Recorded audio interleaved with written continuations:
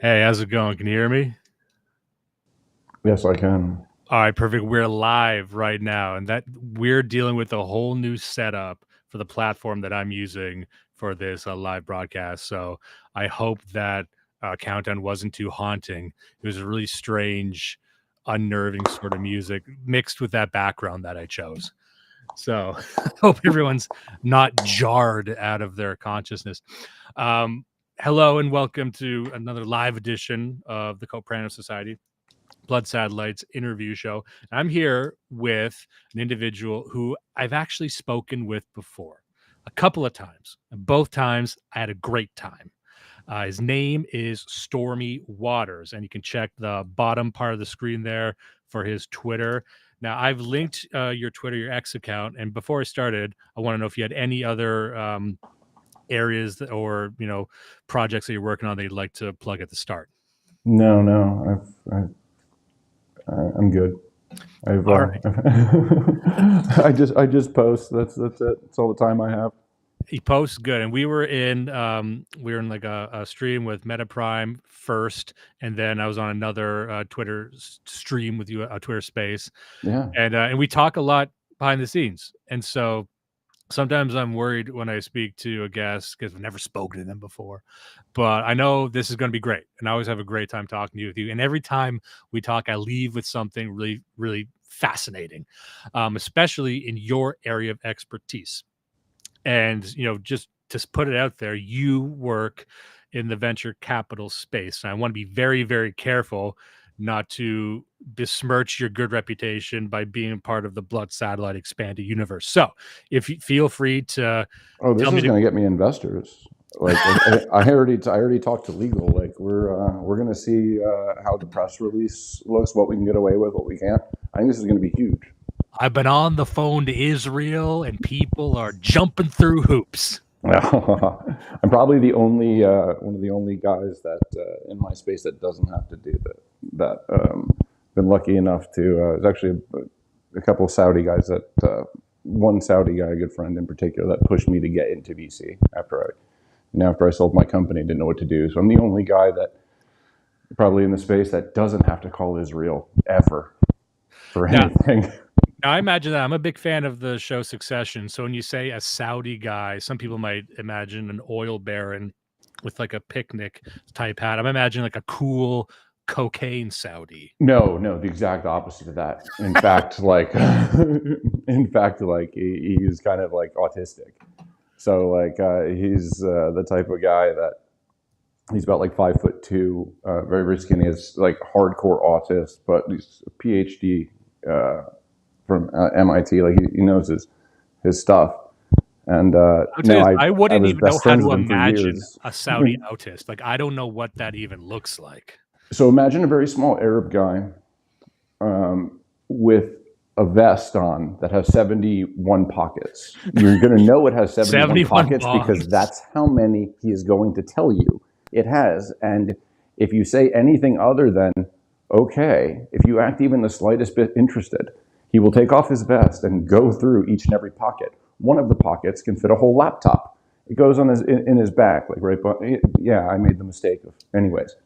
So yeah, that's what it looks like. But yeah, I was good friends with this cat for a really long time, like 5 or 6 years. He drove a beat up Honda Accord, like from that show. What you call it? What was that Hollywood show? Entourage.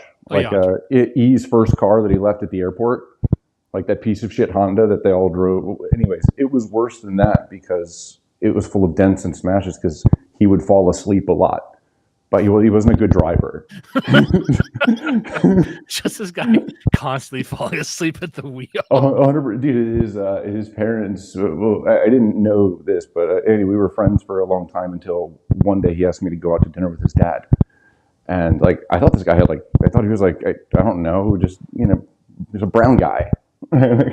They all kind of look the same, whatever. And he's like, "Do you want to go out to dinner with my dad?" I'm like, "Yeah, I'll go out to dinner with your dad."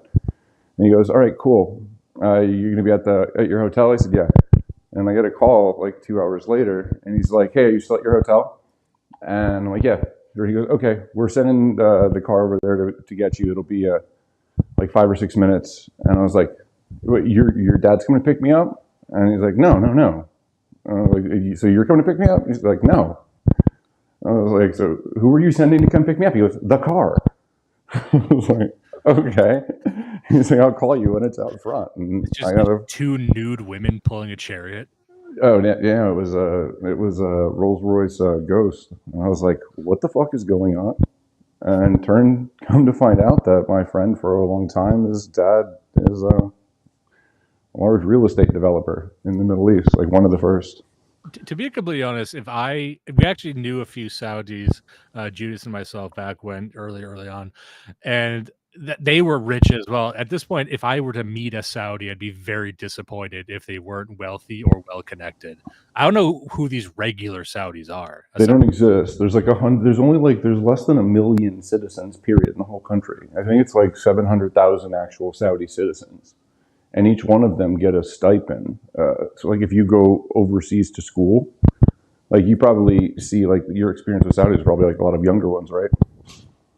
They usually like in Toronto for school. In fact, like my friend's brother that I'm talking about lives in Toronto, I think. That's exactly the types that they were going to school. There's like a whole crew of them. Yep. And see, they were the types that it didn't seem like they went to school. They were just in the school. Yeah, they also get $500,000 a year for going to school. Like high five. So on top of like their housing, so they get like something like a $10,000 a month housing allowance. They also get $500,000 a year for spending money. And just for going to school, because like if you only got 700,000 people, you can't afford any of them looking like bums. Like you need to like your reputation policing. They want to make sure you're stunting everywhere you go. And at the time, Judas and I, we were at our most destitute. I was out in these streets smelling like cigarettes and cat piss, and then we're just sidling up to them like, "Hey, is bottle service on you tonight?" You know, rubbing our hands and just trying to catch some of that trickle down wealth. And I wasn't nearly as racist as I am right now. So I'm like, oh, they're just cool foreigners. Little did I know that they were probably, paying extra money to like whip white women to death somewhere. I'm not opposed to that. Yeah, not ideologically opposed. No, I am ideologically aligned, as the State Department would say. There's a lot of things that are tolerable once you start talking about genetic bottlenecks. Yes. Yes. By the way, I'm getting a bit of that sort of muffled tapping. Oh, okay, cool. Yeah, I'm pacing, so I will stop. Well, is there a way that you can pace aggressively and not make the sound? Because I would hate for you to have to remain cold. Yeah, I could just kill myself. I'll have to do it outside or something. Because just think of that the poor guy that has to clean that up. Yeah, I'll figure it out. Before we start, I wanted to see if we could kind of set the stage, because I've spoken to some people with financial acumen on the show before, but never someone so active in the venture capital space. And I had some very, very, rough, vague dealings with that space many years ago when I was working at a startup incubator, working with startups, and I worked at getting startups. On coffee, yeah. Well, no, I was actually helping launch the startup incubator with this financial guy, and I liked it. I really liked it, but it was a real headache dealing with startups. And even when I worked inside startups, it was the exact same thing. It didn't get any easier. But I was at no level where I could really allocate serious funding. It wasn't the financier. So I was curious to hear maybe just a brief overview of your background. What drew you to this space? What do you do? What have you learned? And also from there, and we talk about this all the time, what your appraisal of sort of the investment scene is right now. Where's the money going? Is the money spooked? Things like that. So we could start from your perspective, how you kind of got here. Okay, so I know we'll probably like tiptoe into the research I fund, whatever, later on in the show, but that kind of ties in because I have a compulsion. Like, so I get asked that question a lot, right? Like, how did you get successful, or like, how did you do what you did, or whatever? Like, you have to like sit on a on stage or like a panel or whatever. And so I have to reflect on this question. I've had to reflect on this question a lot. And the only thing I can really think of is like, because if I were like explain to you like how I ended up starting my first company, because there's two types of VCs, right? There are people like me that have, that started a company, wanted to kill themselves as they worked themselves to death for 5 or 6 years, and then ended up, getting a successful exit out of it. So they took the company either, IPO'd, got taken public, or was acquired by a much larger company. That's an exit, right? But so not a lot of them. First off, there's a very small amount of people that actually get to that point, that actually get to, survive. But the ones that do, either, if they're real fucking psychos, they'll generally start another company. I know. I mean, I didn't think I would end up being that guy, but I ended up becoming that guy. But like half of them end up just wanting to stay in the scene, right? So like it's hard to describe. So like, if I were to explain the pathway that ended me where I am, it would be impossible to explain. Like literally, it's just a bunch of series of random coincidences, and me leaning into those very, very hard. I have a habit of doing that. So like, I believe that when you get an idea, like not like a regular idea, like a thought, but like, sometimes you get an idea that is both like the thought and then an emotion along with it, like a compulsion. It is both idea and emotion, or like idea and feeling. Yeah, like once an idea strikes you and you say, okay, this is exciting, and this so like if you get compelled, right? So you've had like those eureka moments, like, oh, I've got a great idea, and then you almost get like charged up by it. There is a emotive feeling behind the idea. It's not just a thought. I always think back to this movie, and it wasn't a terribly great movie, but it's a lot of people, kind of like The Truman Show. It's not a great movie, but people think about it all the time. And that was Limitless with Bradley Cooper. And there was that line, and he almost just described being on Adderall. It's actually, the movie's about Provigil or modafinil. The filmmakers, the producers of the film and the directors of the film were big into modafinil, which I am a big supporter of, as many of our guys as we can get on it. It's called the CEO drug for a reason. But yeah, modafinil, yeah. And because I remember early in my 20s when we were messing around with drugs more, we would mess around briefly with Adderall and one called Dexedrine. And these are basically amphetamines, and people know that. But I do remember being overwhelmed by the line that he had said, which is, I knew exactly what I needed to do. And I knew exactly how to get there. Yes. And it's just sort of a synchronicity. And that's what I feel when there's a good idea. If you know enough about the thing you're trying to do, you're like, this is it. I feel like this fits a space. Whereas another good idea was like, wouldn't it be great if this is muddled? You're not enthused by it. It's almost like they come from somewhere else, don't they? Yeah. Because they come to you in complete form. You can see the whole thing in its entirety, right? Shape rotate it, if you will. Yeah, I know we're going to get to that a bit later too, and that's going to be some exciting stuff as well. But so I just basically leaned into every single one of those that I had, right? So if I had like an idea, like my poor co-founder, God fucking bless this guy, super Chad, way more Chad than me. He should be the guy that is on here. He's more right wing than he even knows.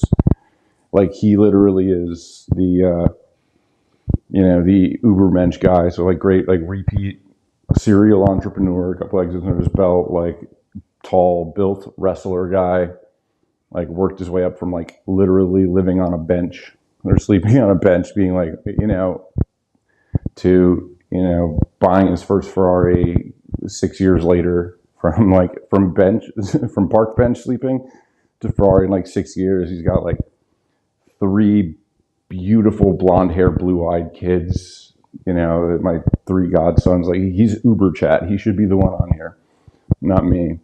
But I used to drive him insane because he was the most engineer-y type person. Like he's the guy that had plans and then backup plans for those plans and then backup plans for those plans and flow charts in between the 2 plans. Like, so how, one plan moves into this plan. He's that guy. So I would always be like I would get random, ideas, or I would meet, random people, and they'd give me, they'd tell me like about their whatever the thing was, whatever they're doing, and I would be like, oh well, hey bud, we should like help these guys out, right? Like, it'll cost us like it'll take us like no time to do this, or like absolutely like no resources to do this, and it would be huge for these guys. And he'd be like, so why the fuck are we doing this? How does this benefit us at all? Like, I've got 90 other things to do today, nigger. Like, well, what are you talking about? And I would convince him to do this. And every single time we did, we would end up getting like through like a weird chain of events that would happen, like lottery, ticket odds on like each one of many chain of events that would end up like landing back in our lap that originally stemmed from this person that we helped, but in no way like connected, like almost like a Rune Goldberg machine would drop an opportunity in our lap that would end up like leveling up our company, like a total phase change from where we were. So like, growing to something lands in our lap, now very, very big, talking to like Fortune 500 companies. And, it was like that. So it was a whole lot of slogging, and then huge jumps forward based on me, nagging him to death about just random feelings that I had. And we can go into that later, but that's what made me start digging into stories are never that like sexy and cinematic, like you see. Not at all. And I think if I give people advice, and I think about this all the time, is don't do this. People think their stories need to align with some fiction they've seen or the biography they read. And I'm like, don't be afraid if it's kind of messy, or if, like every good thing that happened in my life came from just basic bitch networking. And I hate doing it. Yep. And I hate going to conferences. Yep. No one likes conferences, but every time I've done it, I've made connections that were very relevant later on. They're never relevant in the moment. But if you actually just maximize those opportunities and make friends and be cool and try and figure out how, I'm going to keep this person in mind because they do a thing very well. Like yes. you will have that's wealth that you get later on. That's hard to see when you're in your 20s. It was very hard for me to see that. I am the richest guy in favors. I know two billionaires that have less favor banks or smaller favor banks than me. Favors are worth more than money. And this is a giant filter for the types of people you don't want to owe those favors to, because the type of schemy, faux Machiavellian kind of dork who thinks they're going to lie and cheat their way, this is a big filter where they rarely get through, because they're too short-term demands. What's in it for me right now? And then people are kind of put off by that, so they don't. Bingo. You can literally, if you're doing it right, when I call somebody to ask them for a favor, they should be stoked about helping me. All right, just to pay me back for whatever that thing. Like, here's an easy rule for everyone to follow in life. I don't know if it'll make you a huge success, but it'll definitely make you some success, because it just has a weird way of doing that. If there is anything you can do that costs you very little effort, or very little time, or very little money, and would mean like the world to somebody else, whether it's a leg up, whether it's an introduction, whether it's, some small shit like that, and you're not doing that, that's a fucking sin.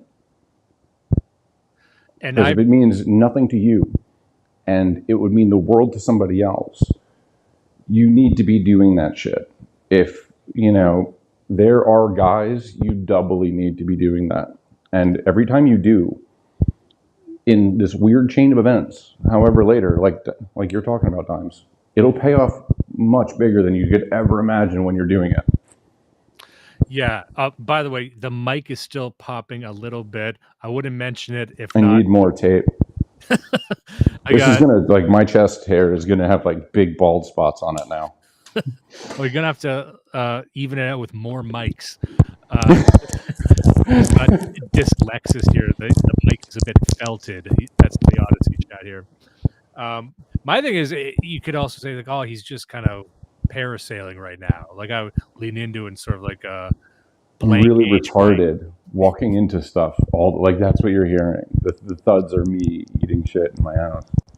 Well, also, like I mentioned before, I've got a 14-month-old boy, and so he very often communicates as he's rolling around and going upside down. So it's kind of I'm used to that. I'm used to the sounds of someone like doing a somersault while they're trying to communicate. See, I'm not like that part of fatherhood. Really, like fatherhood's it's on my to-do list, right? Like let's put it this way: like once you're like my age, like your early 30s, or sorry, like late 20s, early 30s, like that was all like grind time, right? So like, yeah, there was a period of time where I worked like 7 years in a row without a single day off. Like, you have 400 people that work for you that need you to, make sure that they can pay their fucking mortgage. It stresses you the fuck out. And there's always something to do. There's never nothing to do. So like now that period of my life is gone, like there's like this big, huge like vacuum. And I'm very happy that I was very sad that I didn't, try and start a family earlier. Because like, you're in your mid 30s as a dude, it's okay. Like if you're a chick in your mid 30s, like sorry, you may as well jump off a fucking bridge.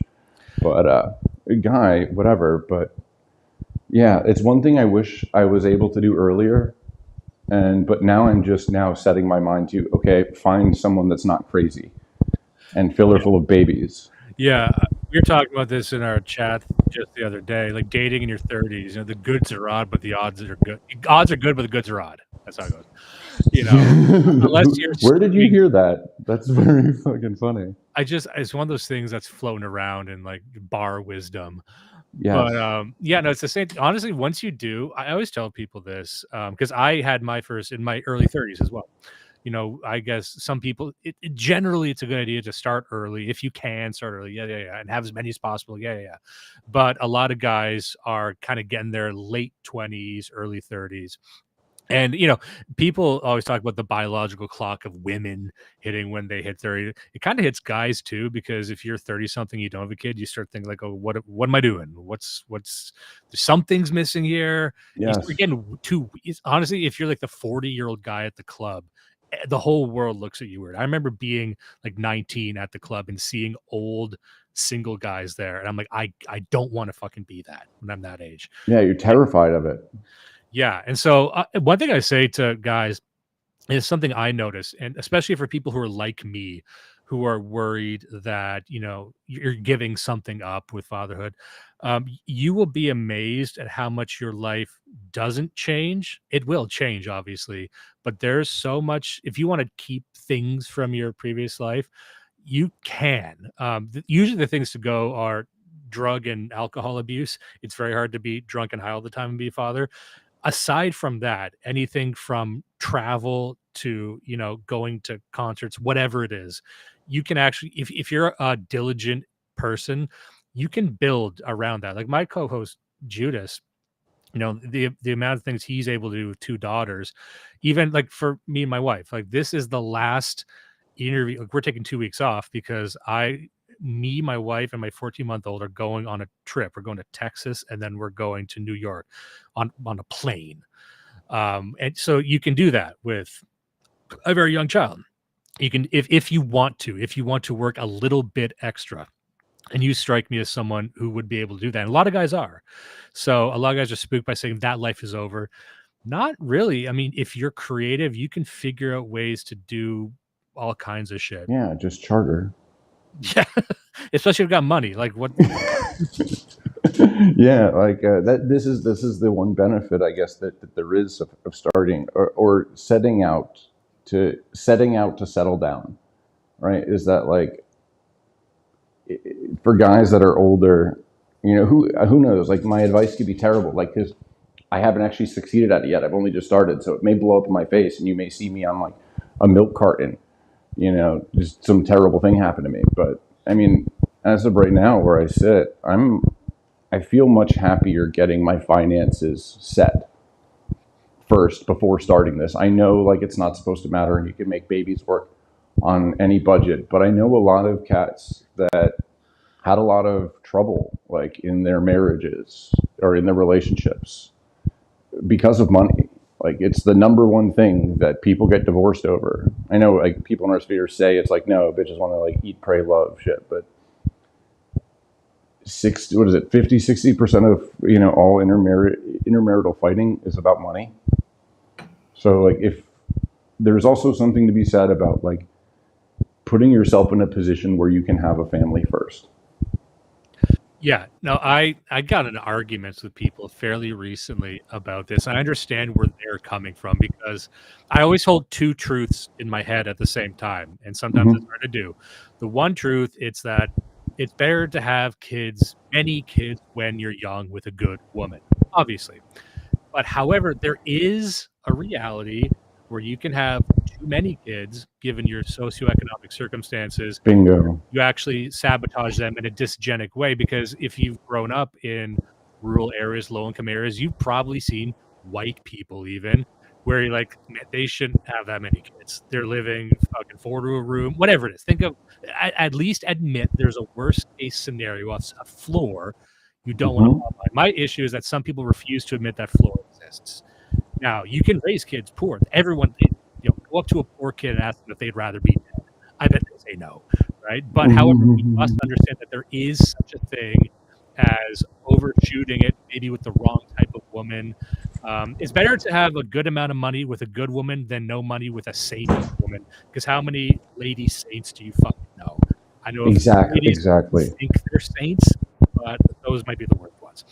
Anyway, and also the way things are going, at times, like I guess we're supposed to talk about what the investing landscape looks like. Sorry, I got the hiccups. What the investing landscape looks like down the road in the near term future, and it's not. It doesn't look good. So, if people are struggling now, the fun really hasn't even started. You have so much more hurting to look forward to. I know it's about to get way worse. You hate when people like me say predict the future, forecast what the economy is going to do. That's very difficult, but I do think you've told me things, and others have as well. I mean, there's no shortage of people with ideas, but you've given me some very good insight on what investors are thinking, where the money is moving, and maybe the general tectonic shift that's going on. So if you have a message to the people out there about what the winds are changing, feels like, I'm sure everybody feels like something has happened and something bad is happening. Right? I'm sure, like, I don't have to convince everybody. Like, there's nobody here that's like, oh, things are going fucking great. I guarantee there's not a single listener that doesn't feel like something bad is happening or is about to happen, because you feel it. Like, things don't work right. Like, you go to the pharmacy and they don't, all of a sudden, like, they don't have things in stock, or like, it starts bubbling up in random places, and it never used to do that before. And it started with COVID. It started with things not being available. COVID was a cover, man. And then we get back, even my wife, like, we'll be out grocery shopping, and then something won't be there, or a few things won't be there. And she'll say, oh, do you think there's a shortage? And I'm like, well, I mean, what do you mean by shortage? Because she just thinks it's like a thing that happens. But we've kind of become normalized to certain things on shelves being empty now, where they didn't used to be.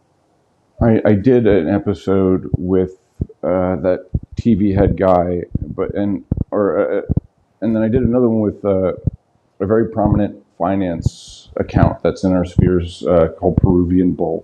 Oh yeah, I know. I think that one's probably one that you're going to want to seek out if any of this is interesting to you, because I can't go into it in the detail I went into on those shows, because it was like 2.5 hours dedicated to just economy stuff, and I don't think Dimes can make it that long without wanting to kill himself. so I'll try and truncate it. But well, I'll start at COVID. COVID wasn't COVID. COVID was a cover story, right? And I mean, I know people died and whatever. But what actually happened started in August. All right, so in August, there was something happening called in what's called the repo market, right? That's the reverse overnight repo market. It's called like the reverse repo market. What basically that is a special line of credit that the Fed offers for banks that do not have enough money to cover their overhead for 24 hours.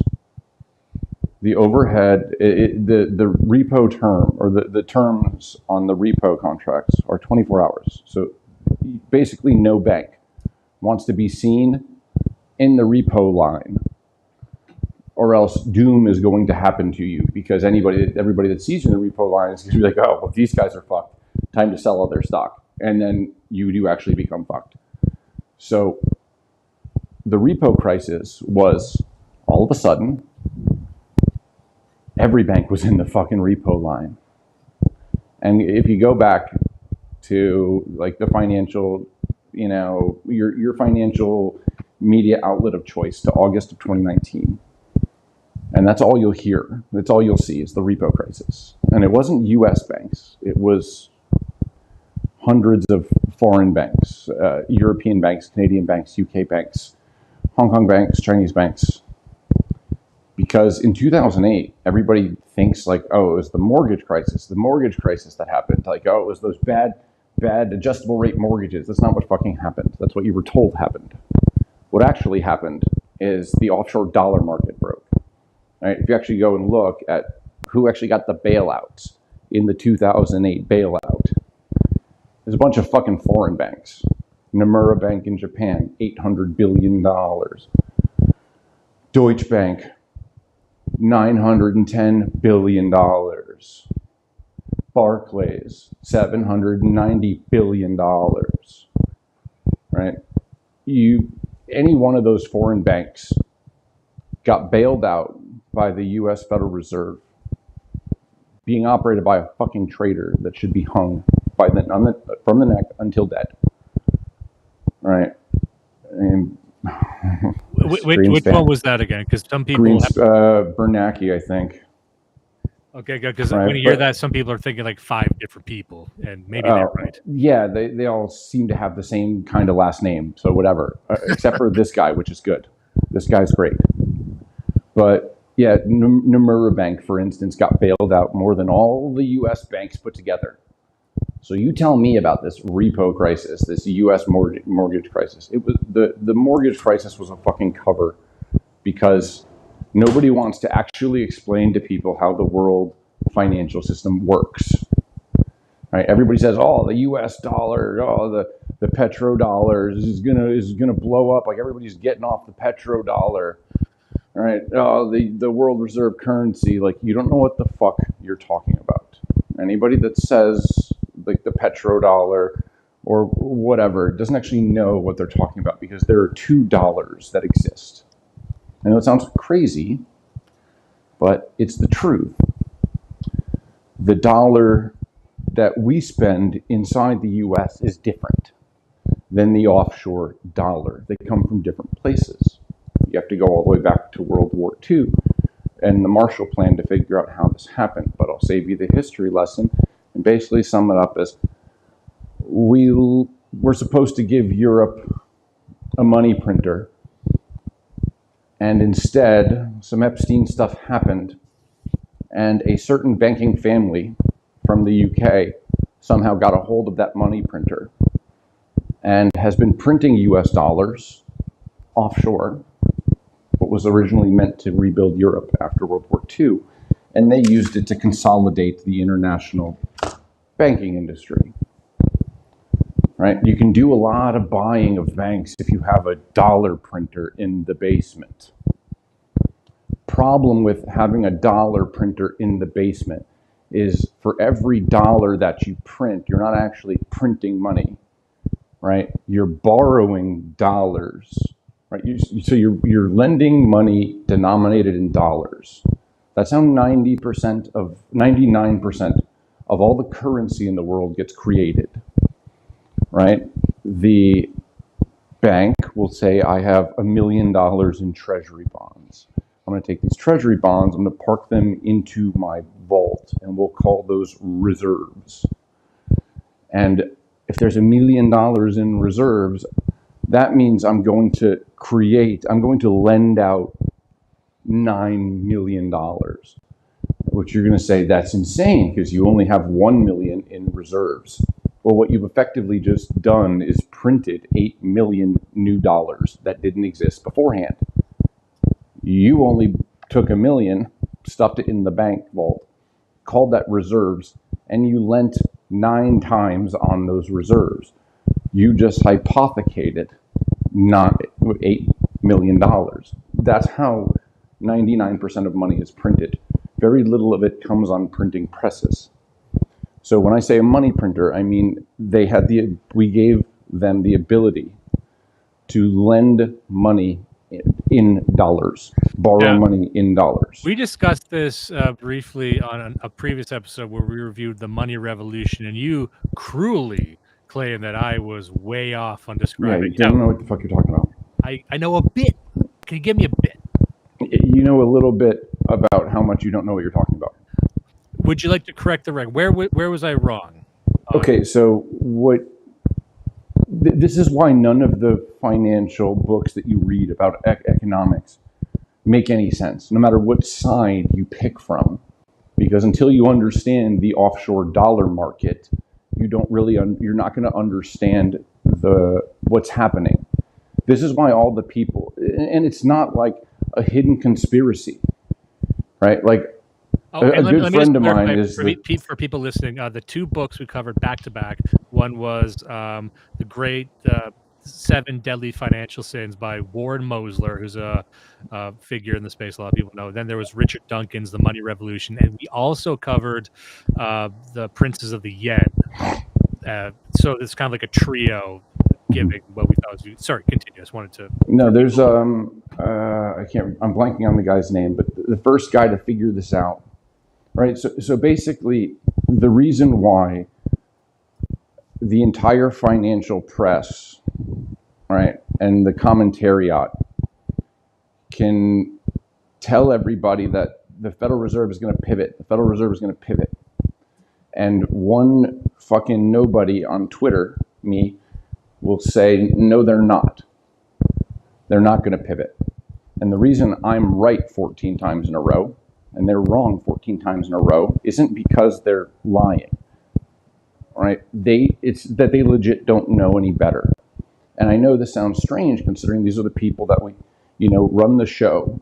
But how I'll describe it is, say you bought a house, right? Or you inherited a house. And you move into the house and you have to do some remodeling. You weren't there when the wiring got done or the plumbing got done. It's all hidden behind the walls. You don't know. You weren't around and no one told you what the fucking wiring situation looks like. You don't know. It's like it was before your time. All the people currently in charge, except for maybe 5 or 6 people in the Fed and a couple people in very large investment banks. Outside of those people, everybody else that knew about this, the Eurodollar market, the offshore dollar market, is dead. Like, this got put in place in the 50s, right, by people that were dead by 1980, or 1970, right? So all of the people in charge now, boomers, they didn't start their professional career until the 80s, right? So this was long fucking forgotten, and the people that put it in place retired before the people that are in charge now even were interns.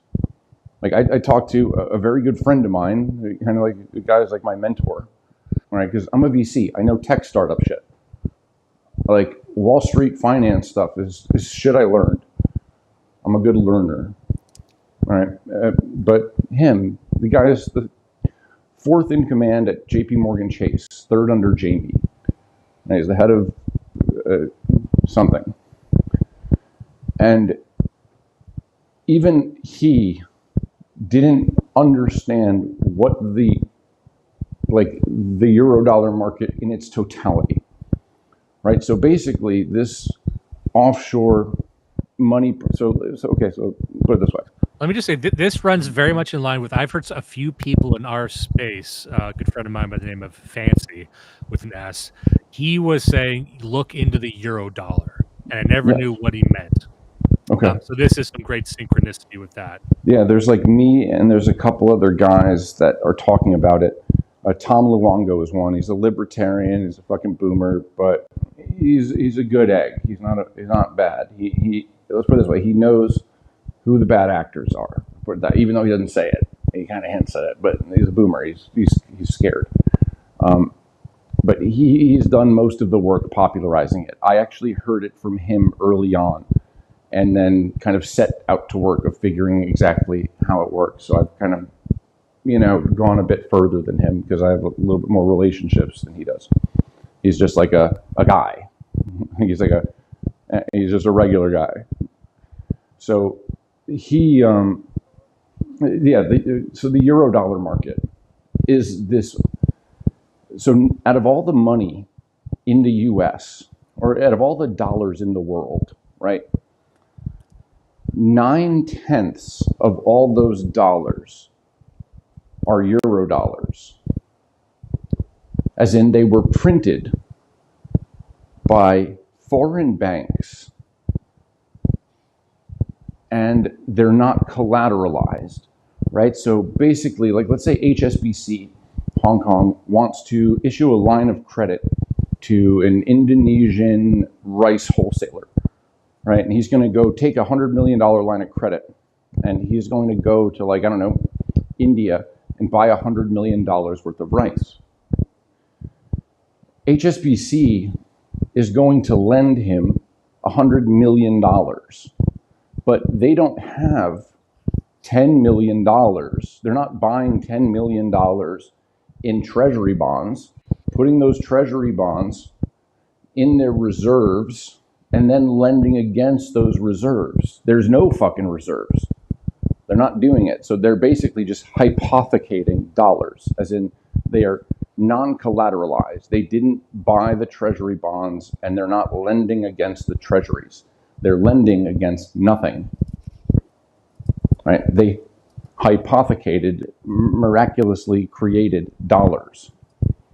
So this was a very small problem, right? But eventually, if you have all of this currency, right? If you have a money printer and you can't fucking chill, like a fucking heroin habit, right? Eventually, you're going to start off with like a little bit, and I imagine, I don't know how good heroin is, but I imagine it's up there with free unlimited money for forever, at a massive scale. Imagine it's something like that. You don't really want to stop. So by the time the 90s rolled around, 50% of all of the currency, all of the US dollars in the international dollar reserve system were these fake dollars, these hypothecated euro dollars. And now, going into 2008, it's like 90%. And not only that, the other part of dollars, right? The other part of being a real dollar is they're lent off treasuries, and they are indexed to the Federal Reserve interest rate. These offshore dollars are indexed to LIBOR. Right? LIBOR is the London interbank overnight exchange rate. Right? The LIBOR committee is 20 European banks. And no US banks on the LIBOR committee. Bunch of fucking City of London Jew banks. So you mean to tell me that 9/10 of every dollar in existence are printed by foreign Jew banks, indexed to an interest rate set by a bunch of foreign Jew banks? Well, so that kind of sounds like the U.S. is being parestitized.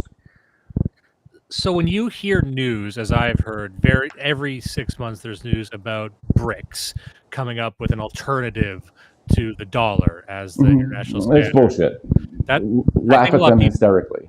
yeah, because they always, even if you read between the lines of the articles as we have, they say, well, when the dollar fails, then we can introduce our currency. They're not introducing anything to compete No, currently. the euro dollar is failing. The dollar at home is not.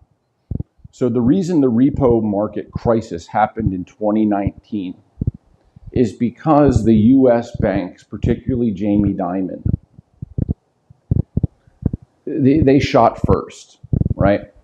Because if you knew, so after 2008, the American banks, because it was basically blamed on them instead of the actual culprits, because nobody wanted to explain what was actually going on, right? Because I don't know if anybody remembers the WikiLeaks, but a bunch of Citibank is not a US bank.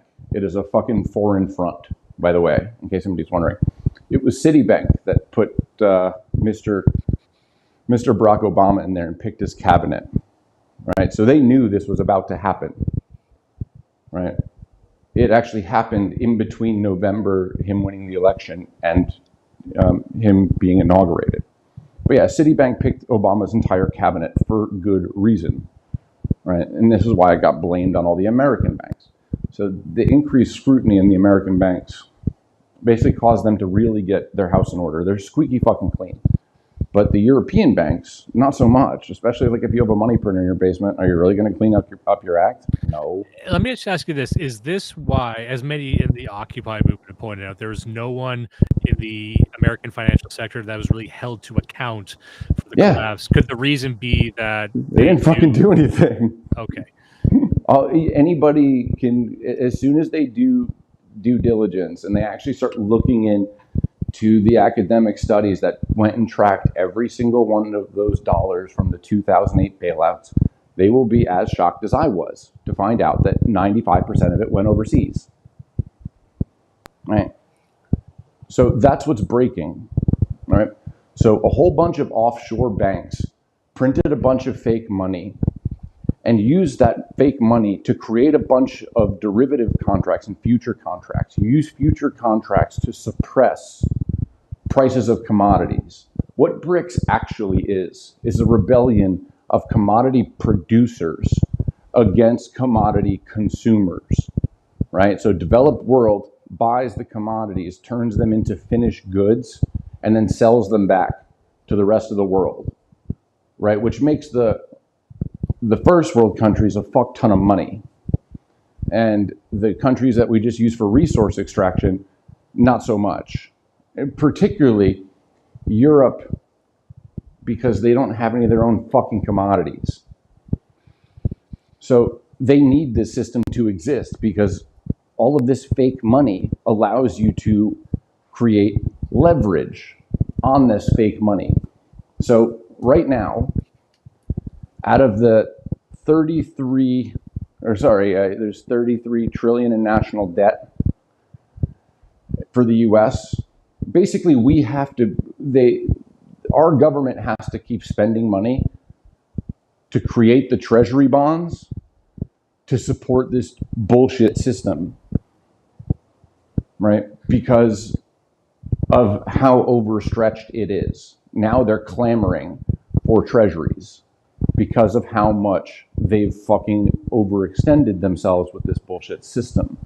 So not a lot of people in the US know that the reason your government has to keep on spending money like an insane person isn't because they like spending money, which they do, but it's more importantly, like in the beginning of COVID, what happened in the beginning of COVID, the repo crisis, as in all the foreign banks got caught out, over leveraged, and didn't have enough money to run 24 hours. They were in the repo line because Jamie Dimon tried to assassinate all of them because he wants out of this system, because he knows the system is going to break, right? And isn't cool with like the Great Reset global CBD faggot plan. Right? He's not cool with that. If you, in fact, none of them are. Where would the Great Reset? And let me just say, if you can do anything extra to maybe have Stop the popping of that mic. I know it's got a couple comments Oh about man, I'm gonna have to stop pacing, but all right, I'll do it.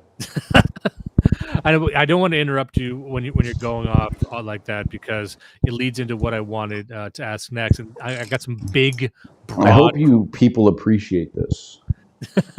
I've Not dimes, the listeners. the Go on. the ungrateful audience.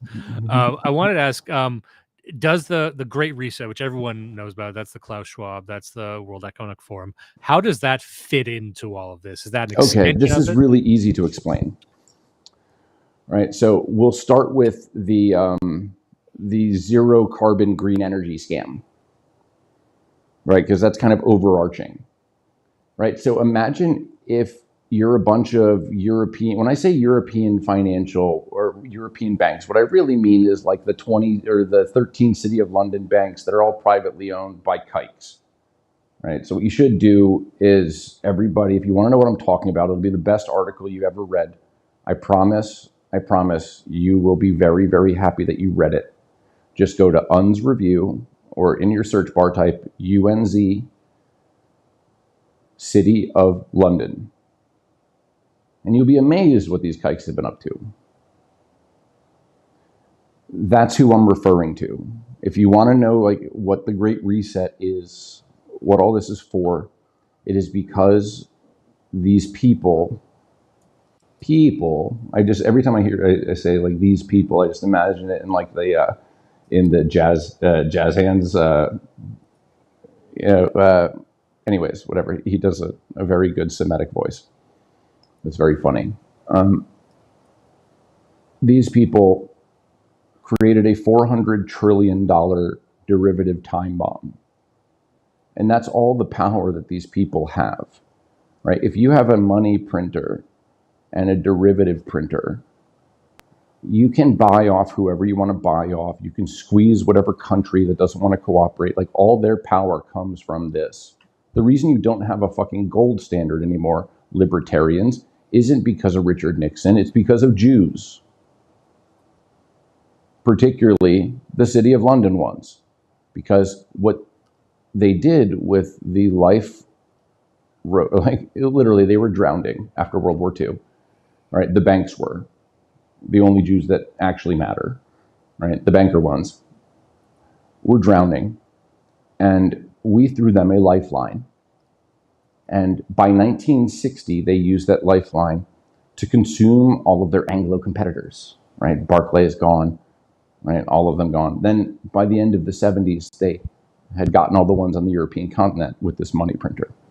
And then they used the lifeline that we tossed them, tied it into a noose, and tried to strangle us with it for our troubles, right? Because in the 70s, the dollar was partly redeemable in gold. So what they did was they cranked up the money printer we gave them and tried to drain our gold reserves with fake dollars. That's why Nixon had to shut the gold window. It's not because, I don't know, France or whatever, or because, I don't know, whatever the fucking faggot libertarian reason for why Nixon took us off the gold standard. Everyone says, he took us off the gold standard. Tell me why. Why did he do it? Oh, well, France was trying to drain our currency reserves. France is a fucking speck. Like New Jersey has a bigger economy than France. So please tell me how France was draining our gold reserves. Like, how does this make sense to you people? Not you people, I mean like libertarian people. That's why, unless you understand the Eurodollar system, a lot of the financial stuff you've been told doesn't make any fucking sense. So anyways, if you have this big giant ticking time bomb that you know is going to explode, what do?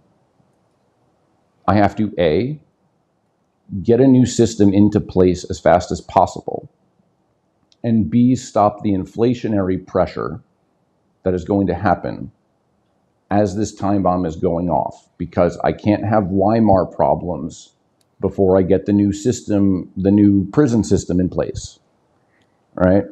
Because Weimar problems get like Uncle A type people, and we can't have any of that. So how do I keep inflationary pressures very, very low and solve a resource problem that I have? while I get this prison system in place. All right, the number one driver of inflation isn't currency printing, it's energy costs. Energy cost is the largest factor of inflation, right? Because everything you buy at a fucking store, guess how it got there? Probably on something that, uses gas to get there. Probably on like 8 or 9 different things, a whole supply chain of things that run on gasoline. Each one of those things paying more money in fuel and passing that cost on to you, right? So a little bit of energy price increase equals a lot of inflation on the other end. Well, and so how do we get everyone to shoot themselves in the penis? What's interesting, we just convince them to get off of oil. To something we talked about recently on our last episode, we reviewed the book "Collapse of Complex Civilizations" by That's a Joseph. Good book. Yeah, and the argument he was making, and he goes over all the reasons why civilizations collapse, and they're all kind of valid and case by case basis. But he said the main one that you see across all civilizations is that, well, in some form, the eternal. Even in the fucking Hopewell complex, there was Jews, but they were talking about that the cost of complexity is always increasing, and the cost of complexity does not equal the marginal returns that necessary to keep it going. And so everything just costs too much information, too much energy is required to keep the level of internal complexity coherent, and then you eventually end up spending so much capital and energy to maintain a system that doesn't actually do anything for anyone. And then there's a crisis of legitimacy, and it kind of just doesn't even go, because remember we talked about this, a lot of people think collapse means extinction, or collapse means like The Road by Cormac McCarthy. No, it's just it bumps down to a lower level of complexity usually, but it's not just like a desert, or maybe it might be in this case, but collapse can just mean this machine kind of discombobulates and falls apart to smaller machines. Yes, very similar. All right, so real quick, who would benefit the most if everybody shot their economies in the penis and just stopped using hydrocarbon fuels? Who would benefit the most? I don't know. Maybe the economic zone that doesn't have any fucking hydrocarbons. I was going to say what economic zone does it? Guess Jews. Damn it. What economic zone doesn't have any hydrocarbons? Right? Because if you know the global reserve currency system is breaking, right? That means globalization is breaking. So if you don't have any fucking hydrocarbons, that's a bad place to be. So what better idea than to convince everybody to get off hydrocarbons?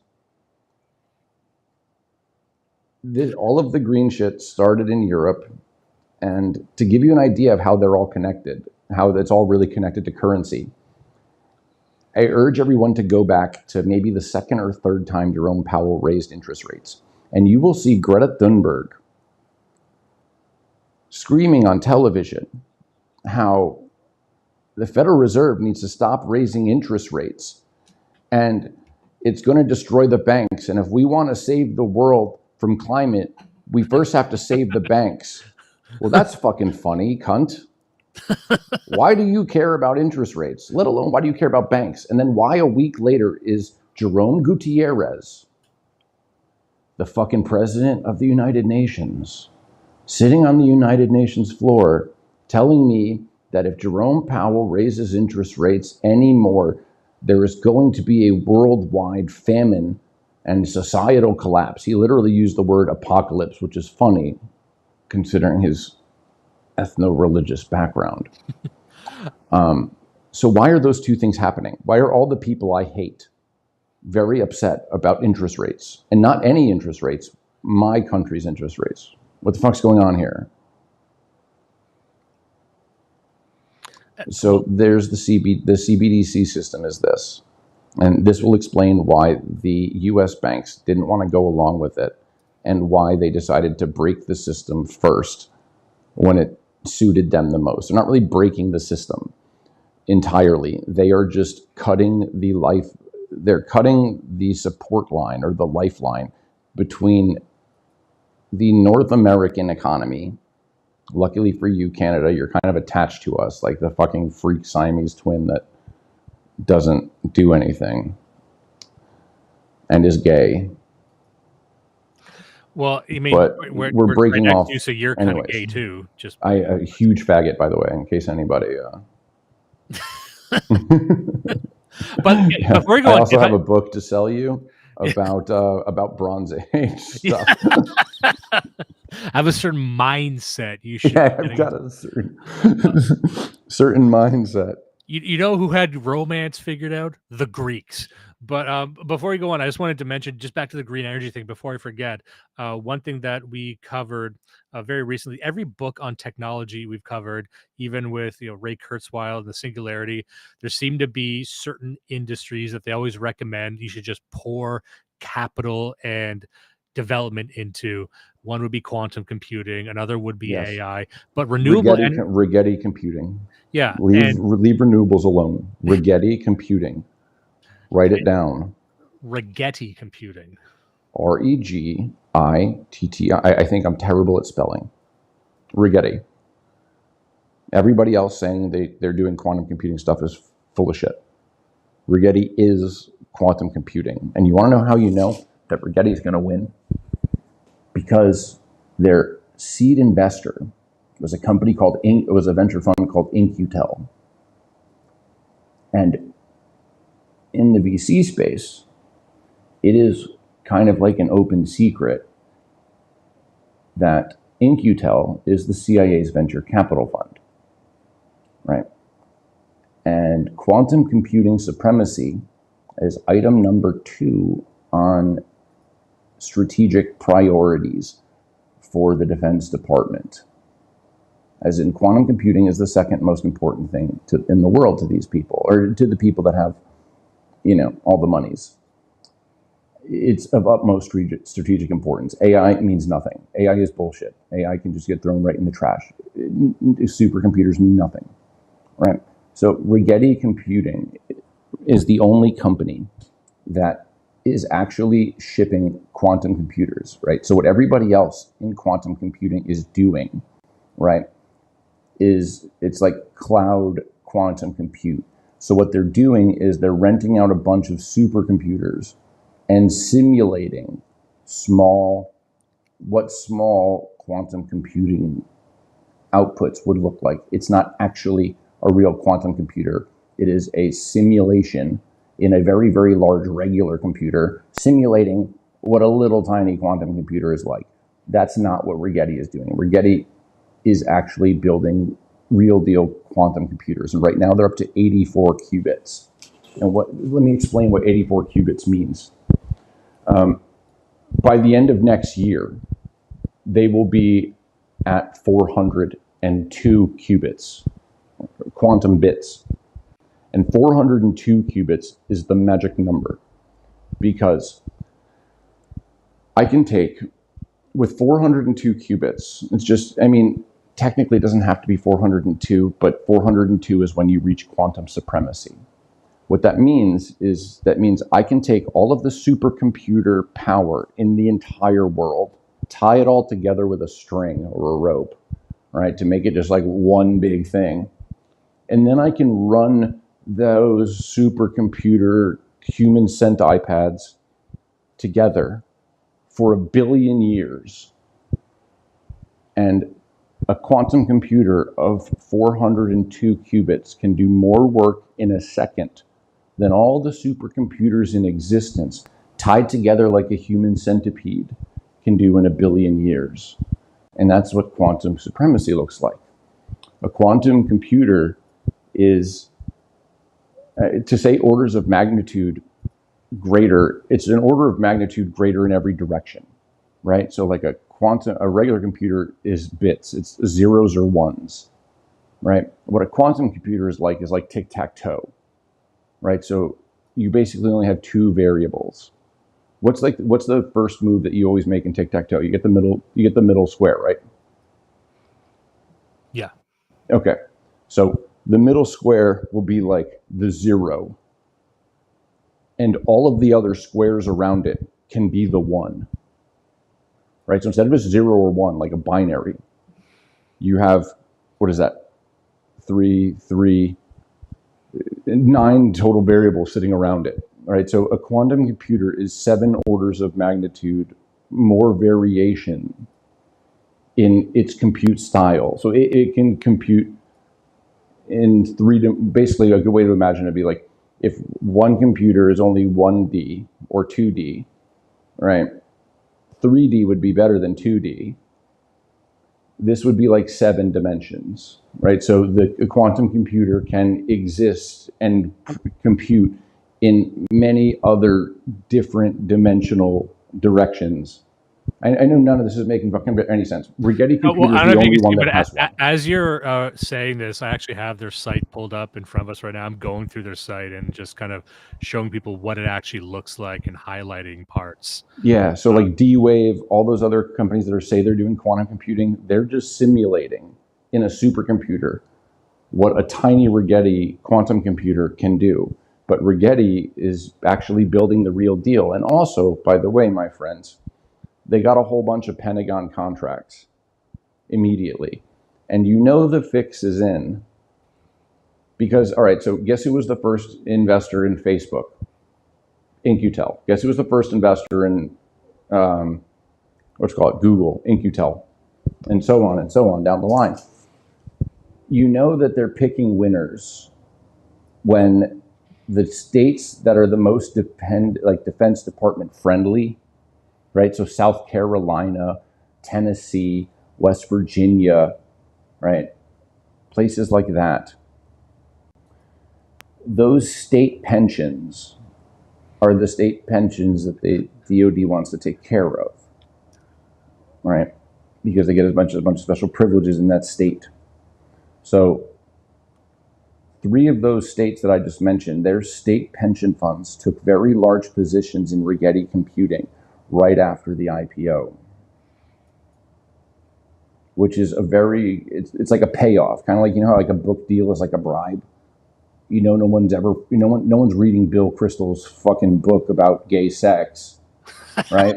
But some fucking think tank is going to go buy hundreds of thousands of copies so Bill Kristol can get bribed money. It's kind of like that.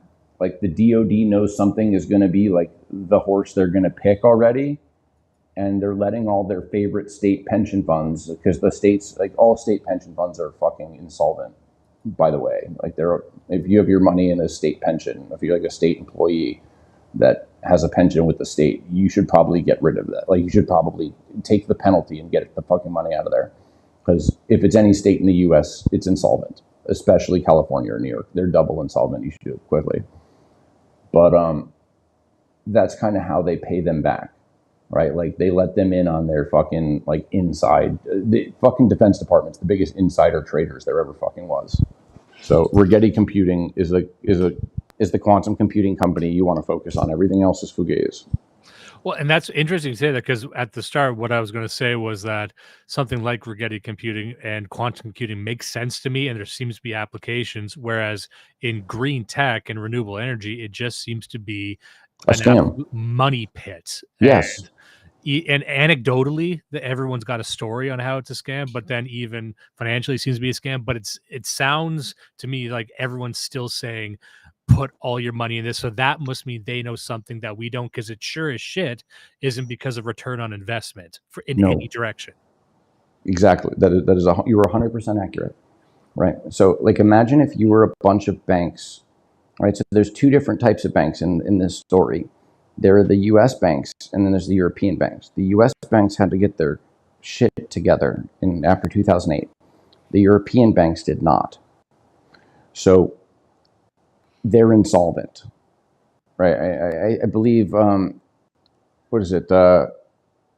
KPMG actually just, leaked a report. They weren't supposed to leak it, but they weren't supposed to make it public. But KPMG has a lot more clients than just the German central bank. So they care more about their reputation than, the feelings of the German central bank and the German people's anger against them now for having released this. But the German central bank, the Bundesbank, is $90 billion insolvent and has no way of recapitalizing itself. So that's just a good example, because you would imagine out of the entire Eurozone, Germany would probably be the best at managing its fucking checkbook. So that should give you an idea of what the rest of the European member states is like. So let's say you're a European, bank. Let's say you're, I don't know, BNC Paribas or whatever dumb idiot bank, right? You're insolvent, right? You've been taking advantage of the money printer because you're not actually printing money that you can stick in your reserves. You're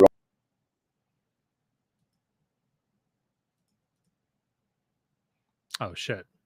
Am I not live? We're still live, I believe. So he just left. Let me know if people are still seeing this. It says I'm still live. I don't think anything happened. I was trying to figure out why we weren't streaming on X. So I was dicking around with some of the shit here. However, Stormy does have the tendency to let his phone run out of batteries. And I don't even have Judas to throw to here. It's just me. This is like some kind of real secret coffee hour situation. Okay, got Youth in Asia saying that we're still up. Fantastic. Okay, that was about to get really, really good. And that is a hard hole for me to fill. For the record, don't think he explained why I was so wrong about my coverage on modern monetary theory or the money revolution. Sounds like I think many people have felt this from time to time. I get this in the chat all the time. Someone says, Dimes, you've been wrong about something. They have a momentary lapse in judgment. Then I calmly explain to them that they're fucking dog-brained. And then they come around. Everyone comes around. Maybe he's going to come around and say, Dimes, my liege, you're correct. See, I didn't even hook up the fucking soundboard for this one. I can't even regale you with some good, monster, it's over and whatnot. What the fuck am I going to talk about now? Okay, let's go to the the comments. I haven't gotten a lot of comments for this one. This wasn't an impromptu stream. Like I'd said, we're hitting the road as of tomorrow, but I really wanted to get this one in because I really like talking to Stormy. And so I'm going to see if I'm not getting any messages from him right now. So it may be the case that his phone ran out of batteries. So, okay, we're at hour 13. I'm going to give it a few more minutes. Let's see. And maybe we have to do a part 2 of this because Stormy also has some very, very interesting thoughts on the nature of consciousness, which he discussed with another friend of mine by the name of Space Age Maximalist. They did a podcast together all about the nature of consciousness. And we go into this in the show all the time. We go into the trippy esoteric stuff. So I think you'd find a lot of friendly ears to that. Oh, me shaking the fence, demanding Stormy return. Well, it's not so bad being stuck with Dimes. It's not the worst thing in the world, just hanging out with me, Excellent stuff so far. Euthanasia. This is the type of comment we like to see. We like positivity. And also, I don't know why the fuck we're not streaming on X. Like it's just the one channel that's not working right now.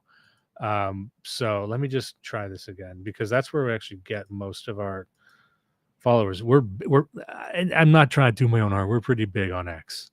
And now it's just straight up not connecting. Maybe I'm banned. King Pilled here, of course, just finished the series with a Space Age Maximalist.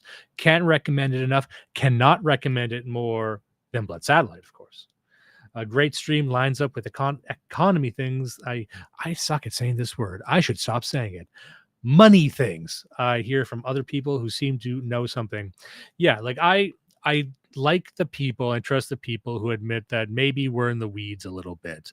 No one knows everything. Anyone who says they know everything is a liar. Just today I was thinking I should get into gambling. Some might say I got a track record, a checkered past, if you will, of getting into addictions. So maybe that's not the best course for me. However, counterpoint, wouldn't it be cool if we all got into gambling? And I'm talking about not just crypto. You can figure that out. There's all kinds of going in crypto. I'm talking about asshole at a casino at 3 a.m. I'm talking about you gain 40 pounds and you start wearing polos and you are tucking those polos in. You're bombing around the fucking in-betweens, yelling into the phone. I saw one today. I saw a video of a guy just, I would pull up the video if I had it, but he was just saying, fuck you if you don't gamble, right? I hear you.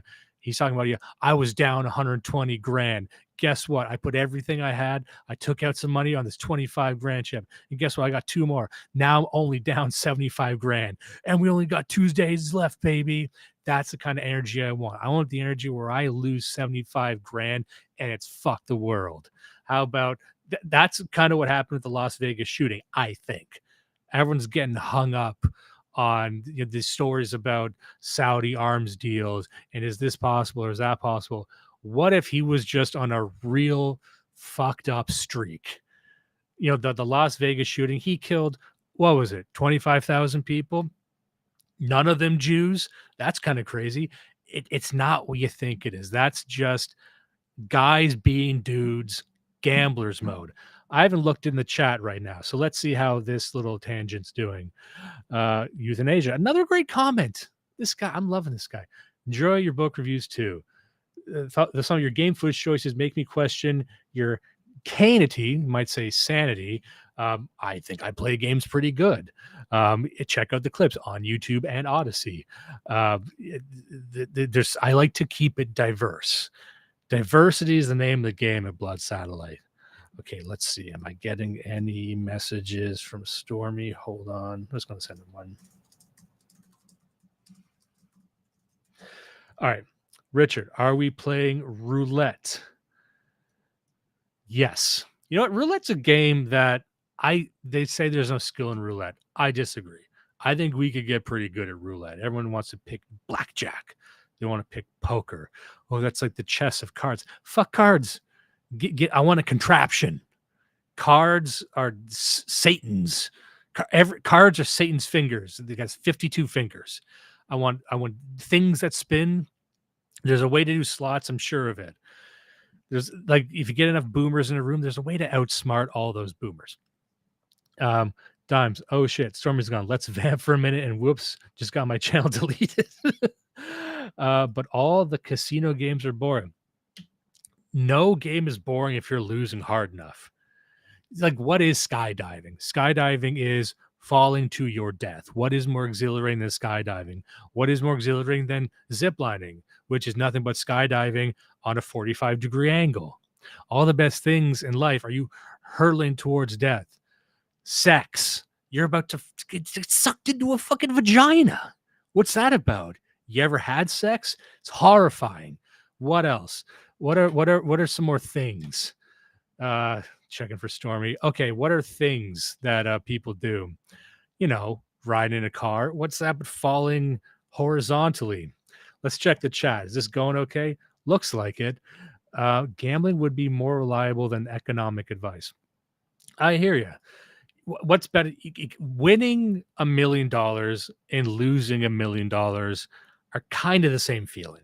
They're just inverted. Would you be just as scared if you were falling from the sky or hurtling into space from the ground?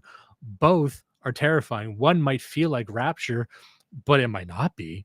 Once the air sucked down your lungs, you think, oh, this isn't God. This is machine elf getting his jollies, Now look at you. That's gambling. That's gambling and winning the lottery. Same fucking thing. That could be us. That could be this whole space. Everyone wants to say, what's the future of the dissident right? How about we lose all our money? Okay, I feel like I'm getting a crazy schizophilosophy lesson. I'm into it. Look, this is what you get when you don't pay money.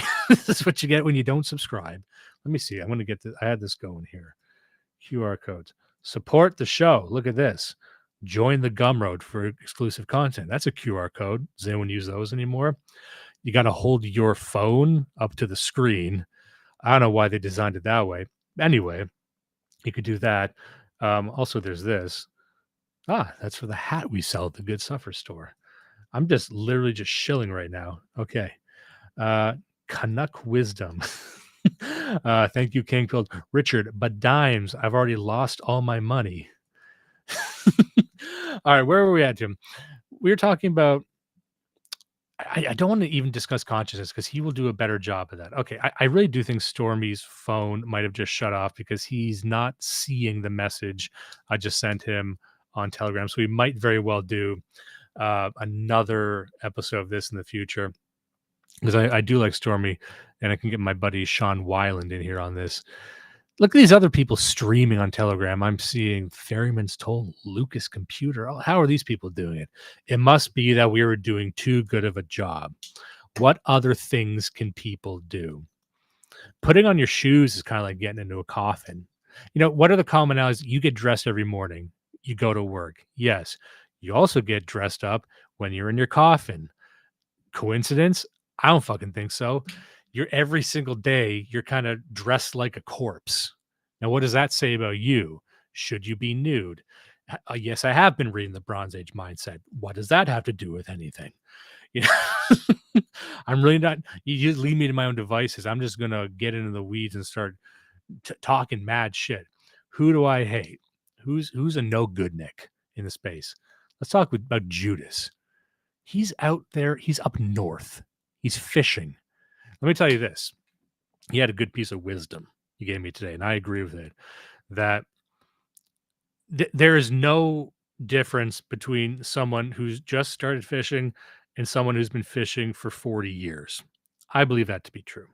His wife just mucking about on the dock, like absolutely woman pilled, estrogen mode, catches the only fish of the day. All these old timers, veterans of some forgotten war, didn't catch nothing. Can't feed their fucking families.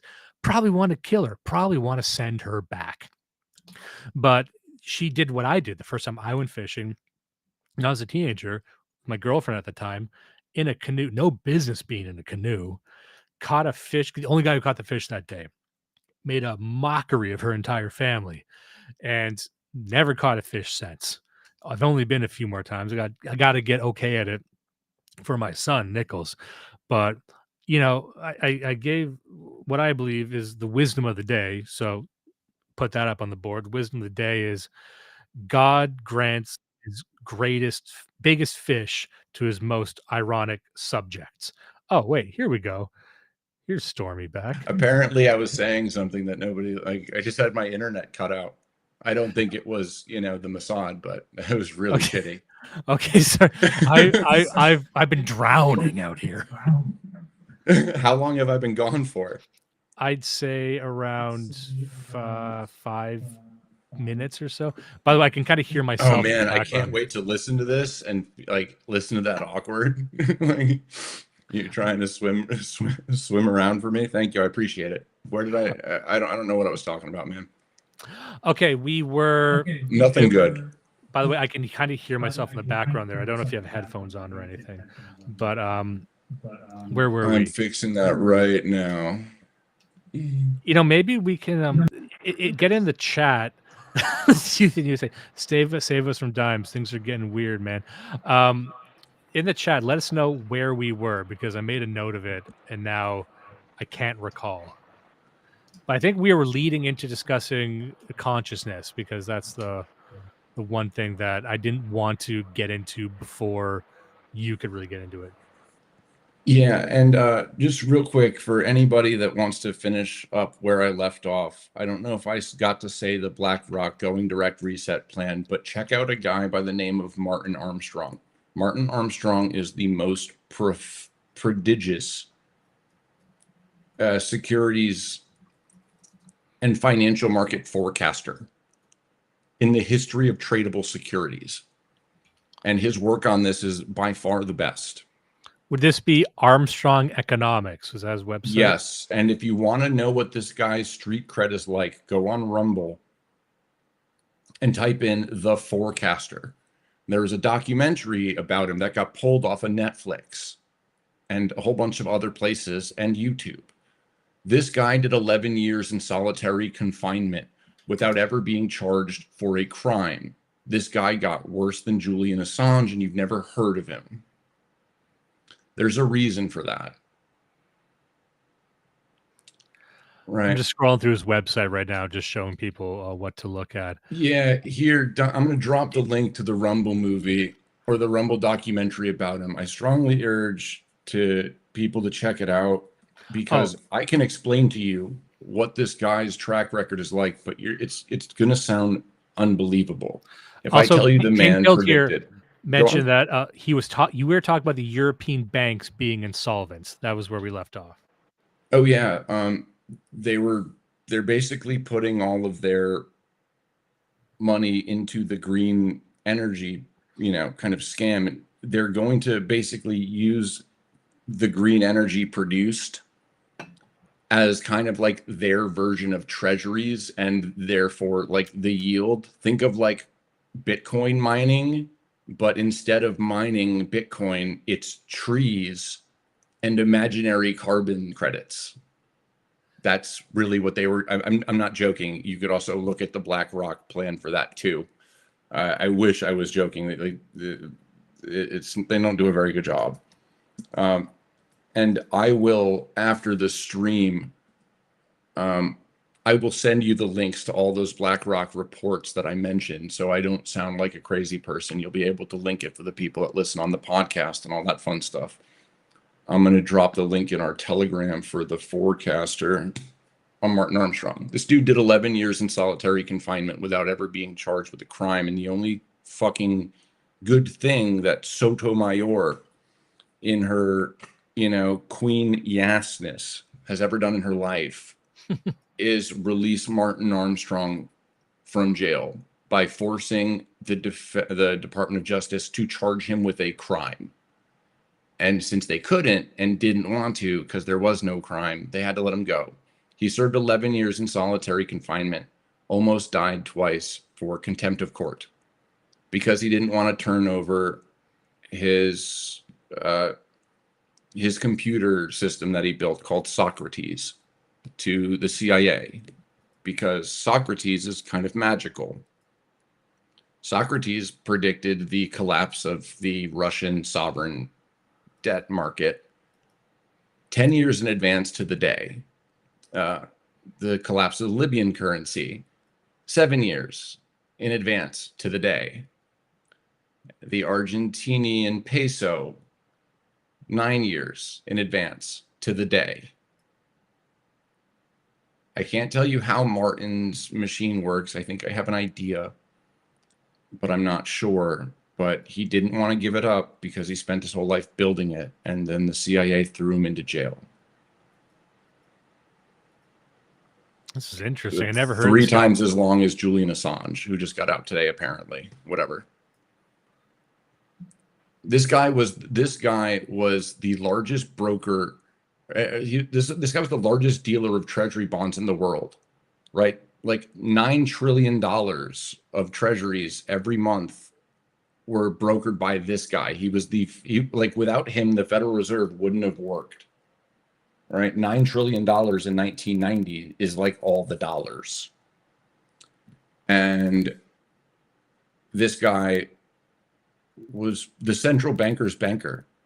And he got he got sent to solitary confinement for 11 years without ever getting charged with a crime. And nobody fucking knew it. Nobody heard about it.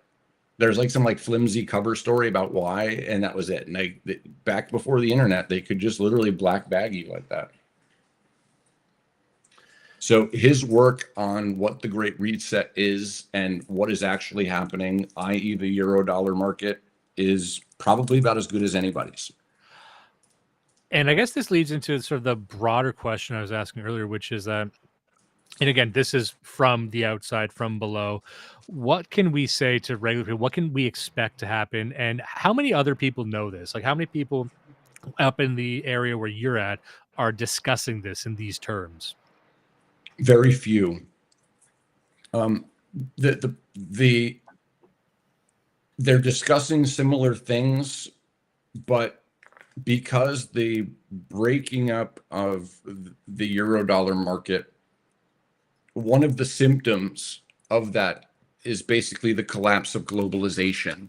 And if you were going to trade and invest around just the thesis of globalization is collapsing, you'll make largely the same moves as if you were operating from the principle of the global sovereign debt market collapsing. So the moves that a lot of professional investors are making are largely the right ones only very recently, though. Like, to give you an idea, there's a guy by the name of John Rosenberg, all right? Rosie for short. He's a fucking clown. He is probably like the foremost economist for all the investment banks and hedge funds. Like, the fact that this guy is taken seriously cracks me up, because like I basically beat the bricks off of him on a fucking Zoom call in front of a bunch of his fucking peers, like the faggot that he is. Because, and to give you an idea, and I think, Dimes, I was talking about this in that group chat a while back, right? We think that the people that are running these institutions, right? So like Bank of America, Fidelity, we just imagine in our heads, because we're fucking Anglos, and we just imagine that someone competent, at least, even if I can't see them, right? Even if you put some fucking dumb nigger on the television to talk, inside, I need to believe that there is a competent white person who knows the fuck is going on. It's like people are just raised up we're raised up in the X Files, thinking that there's like a cigarette smoking white guy pulling the very much so. Very much so. So this fucking very important economist was explaining to me what his predictions were, explaining to us, the group that he was talking to, for a while, about what his predictions are for like the next 6 or 7 years. And I was like, well, so this was 2 years ago. And I said, hypothetically, what would your model look like if, let's say, one of the G7 countries, it could be one of the smaller ones, one of their central banks, went insolvent and they had a sovereign debt crisis? What would that look like? And his answer to me fucking floored me. I was speechless for a second. It took me a while to like gather my thoughts to figure out like what to say, because I couldn't believe it was coming out of this man's mouth, considering how seriously this man is taken. He said, I couldn't describe to you what that would be like. I couldn't even model it, because I wouldn't even know how to fit something like that in my conception of the world. That's impossible. And I said, it's impossible. And he said, yes, it's impossible. And I was like, okay, why is it impossible? He's like, well, when was the last time a G7 country has, gone bust? And I was like, I don't know, fucking retard, 70 years ago? And he's like, yeah, that's 70 years ago. I was like, are you fucking serious? Right? Like, you're going to tell me that you see all these economic cycles and your fucking boomer brain can't imagine meta cycles larger than your lifespan.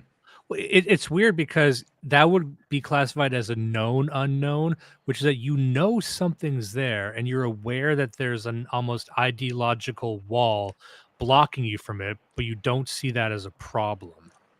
Mr. Kingpill, I see you're in the chat.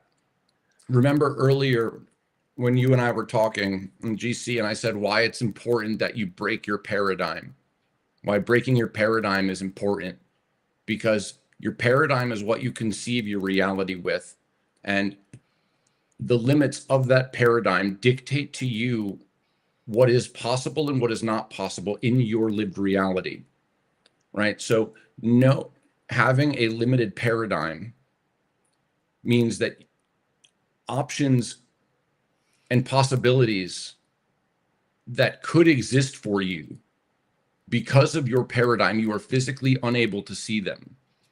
As in, you do not know all of the options that are available to you, because you can't conceptualize what those options would even look like. And what's this is crazy, a perfect example of that. It's that people with a bit of military acumen don't have this problem, because I would say to that person, do you think your opponents, or your competitors in this case, have the ability to conceptualize that? And would it behoove you to conceptualize that as a strategy, right? Because Bingo. even Nassim Taleb, when he talks about a black swan events, he had this analogy, and this might be kind of a liberal sort of world, inevitability play, but he's saying like there's certain technologies that are black box technologies. You kind of Yes. have an idea that that they're waiting to be discovered by someone, and and this is how I think America views the development of these technologies, quantum computing, AI, whatever it is, because if we don't race towards that now, China's going to get there, or maybe Yes. Russia, but most likely China or Japan, but China really. And so it's like, someone's going to do it. It needs to be you, and it's just a matter of when. And so there's this accelerationist sort of ethos that's driving a lot of this. But like, you're aware it's there. You're aware that something is there, and the idea that you would kind of block that off to make yourself comfortable is kind of, like you said, someone at that level to be doing that's kind of strange to me. It freaked me the fuck out. Like, I didn't know how to conceptualize it. And you want to know what? 2 years later, here I am looking at a fucking KPMG report about how the fucking Bundesbank, the German central bank, a G7 country, is $90 billion in debt and doesn't have the ability to recapitalize itself. And Euro bros, I hate to break it to you, but let me give you a rundown of how the European Central Bank works. Unlike the Federal Reserve, which has the ability to recapitalize itself, the European Central Bank does not, right? What the European Central Bank needs to recapitalize itself is every single European member state to agree to recapitalize it. Well, last time that happened, France and Germany and Italy and Spain and Greece and everybody else agreed to do that, except for Ah, shit. It happened again. All right, I'm going to send him a message just to make sure he gets it this time. Okay, hold on.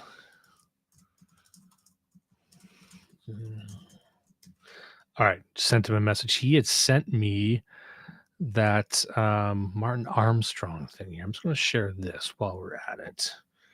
So, share screen. Let's go here.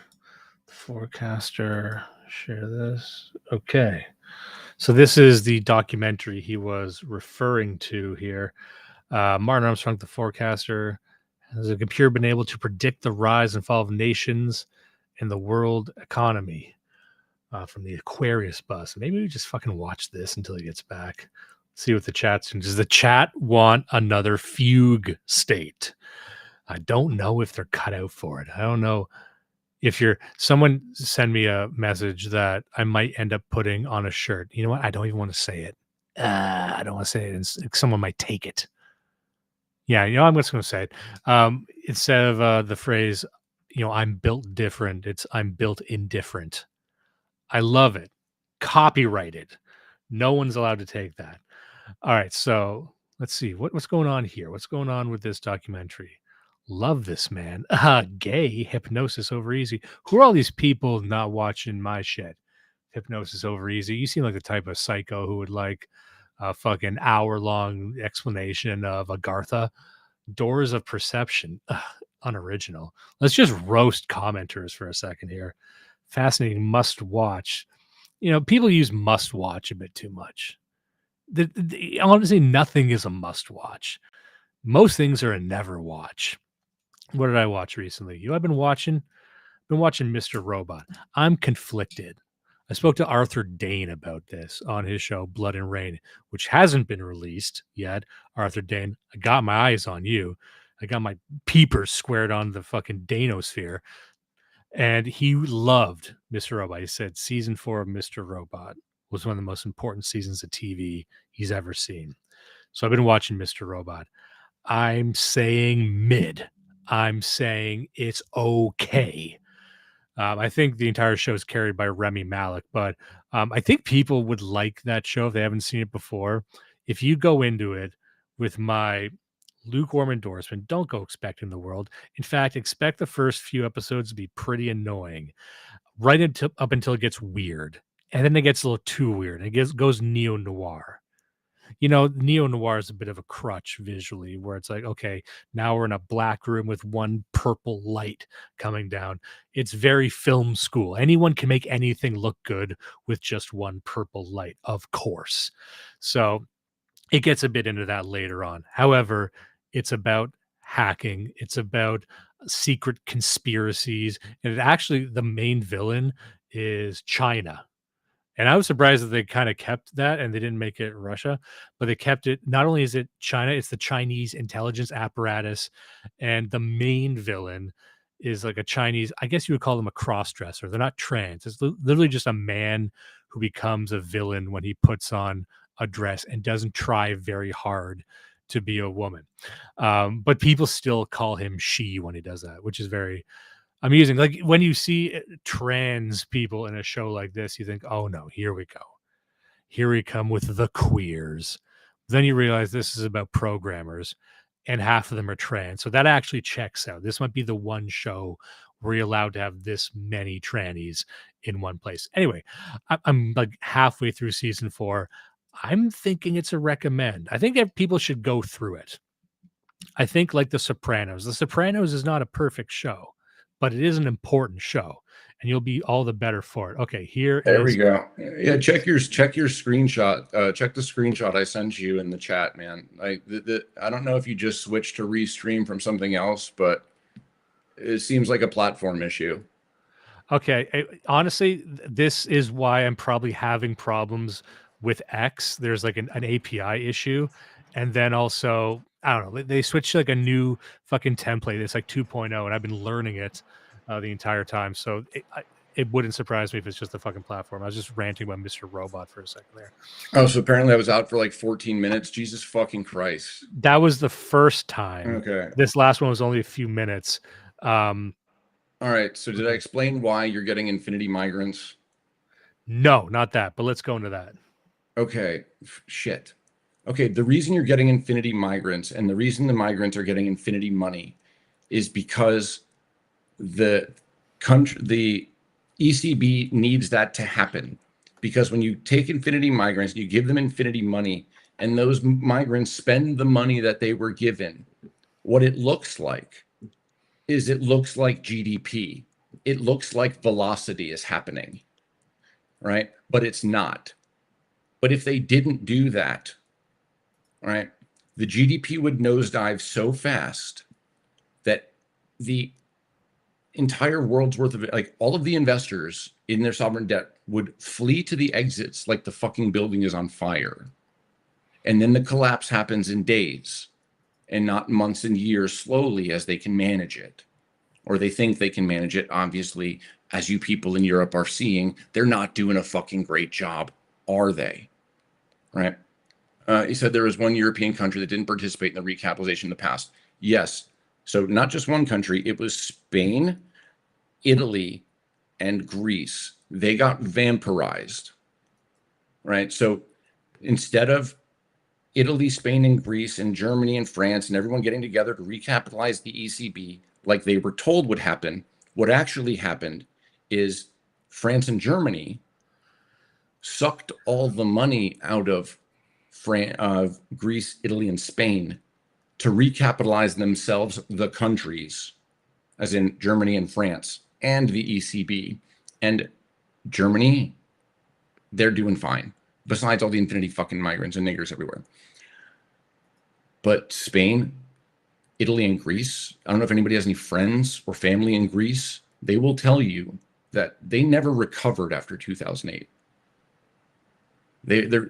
They've basically been in austerity ever since, right? The Greek economy hasn't moved, right? They've basically lived in 2008 recession land for a decade.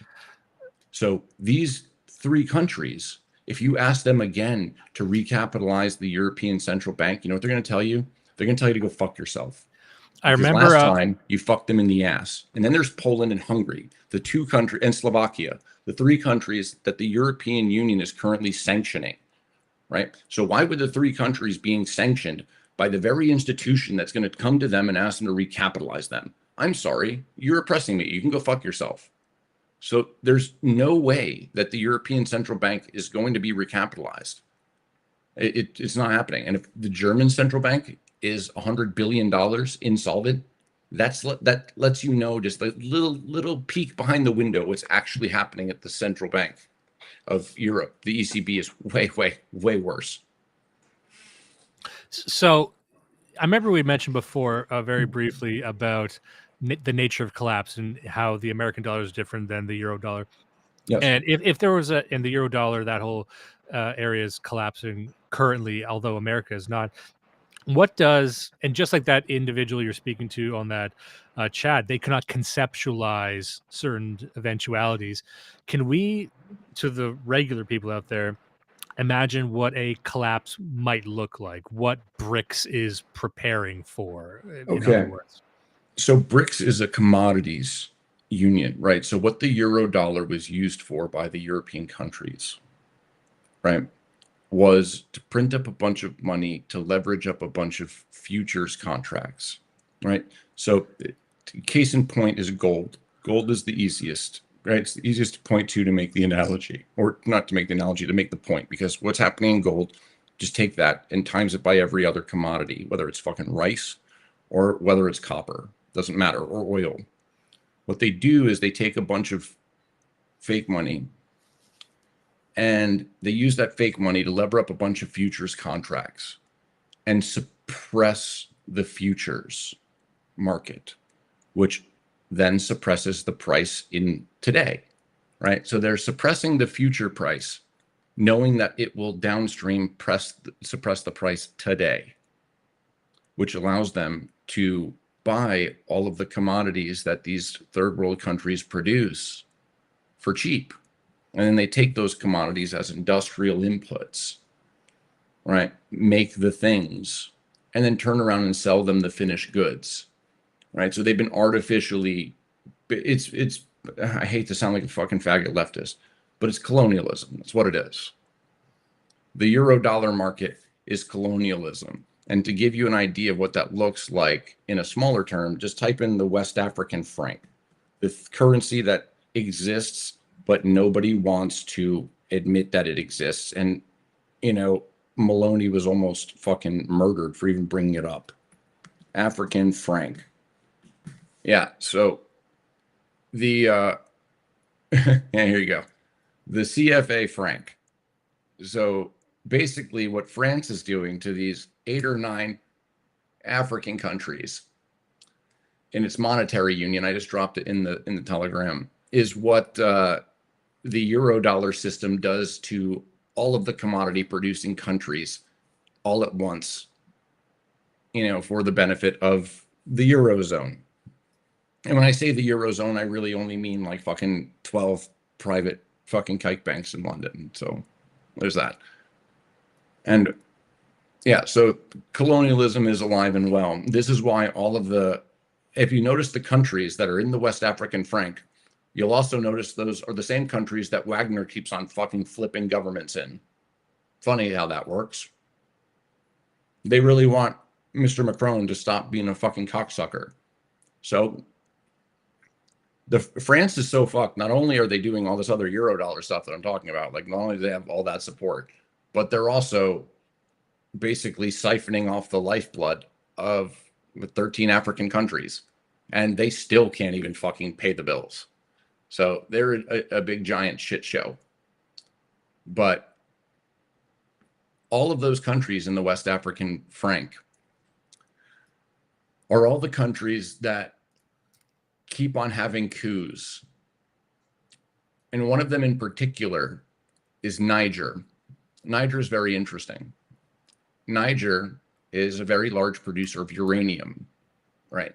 So basically, France, using the West African franc and futures markets, was able to suppress the price of uranium very, very, very low, particularly low for Niger, the country. And they were basically getting uranium at 2 or 3 francs, so like, I don't know, 10 cents a kilogram. They were taking a small portion of it, right?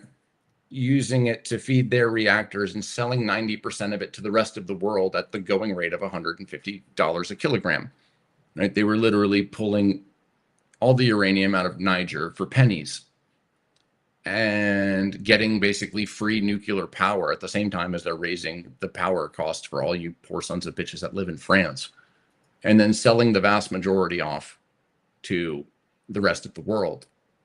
They needed that, and France can't afford to pay full price for uranium because they don't have any fucking money.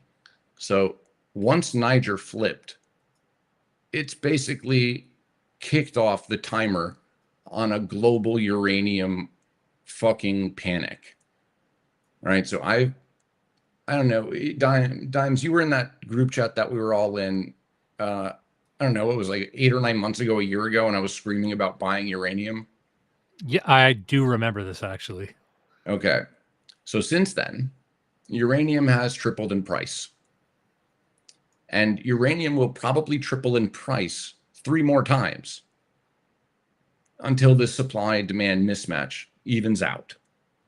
So Sprott, here, I'll drop this in the chat and you can hear. So we'll do Sprott, Physical Uranium Trust for all you Canadians. Physical Uranium Trust, there you go. So this is for you, my Canadian friends and my European friends. Us US friends, we can't invest in it because weird things about commodity trusts are a pain in the ass. So we have to, they set up a separate one for US people, which is just the uranium producers. So basically we don't get to buy the trust, which just holds physical, right? We have to buy the trust of the uranium producers because it basically creates a fucking tax nightmare for you if you're US. So there's the Sprott Uranium Physical Trust, and then there's the Uranium Producer Trust. So if you're in the US, buy the uranium producer, and if you're not, then buy the physical trust. Anybody can DM me or whatever. I don't know what all those little rat emojis in the fucking chat mean, Jacob. But I'm really glad I'm using my computers now because now I can see all you faggots. He's a friend from Beaver Gang, Jay Burden. Oh, it's a beaver, Mr. Jay Burden. We always get Jay some bang bang Beaver Gang guys in the chat. Oh, that's a little late, Jacob.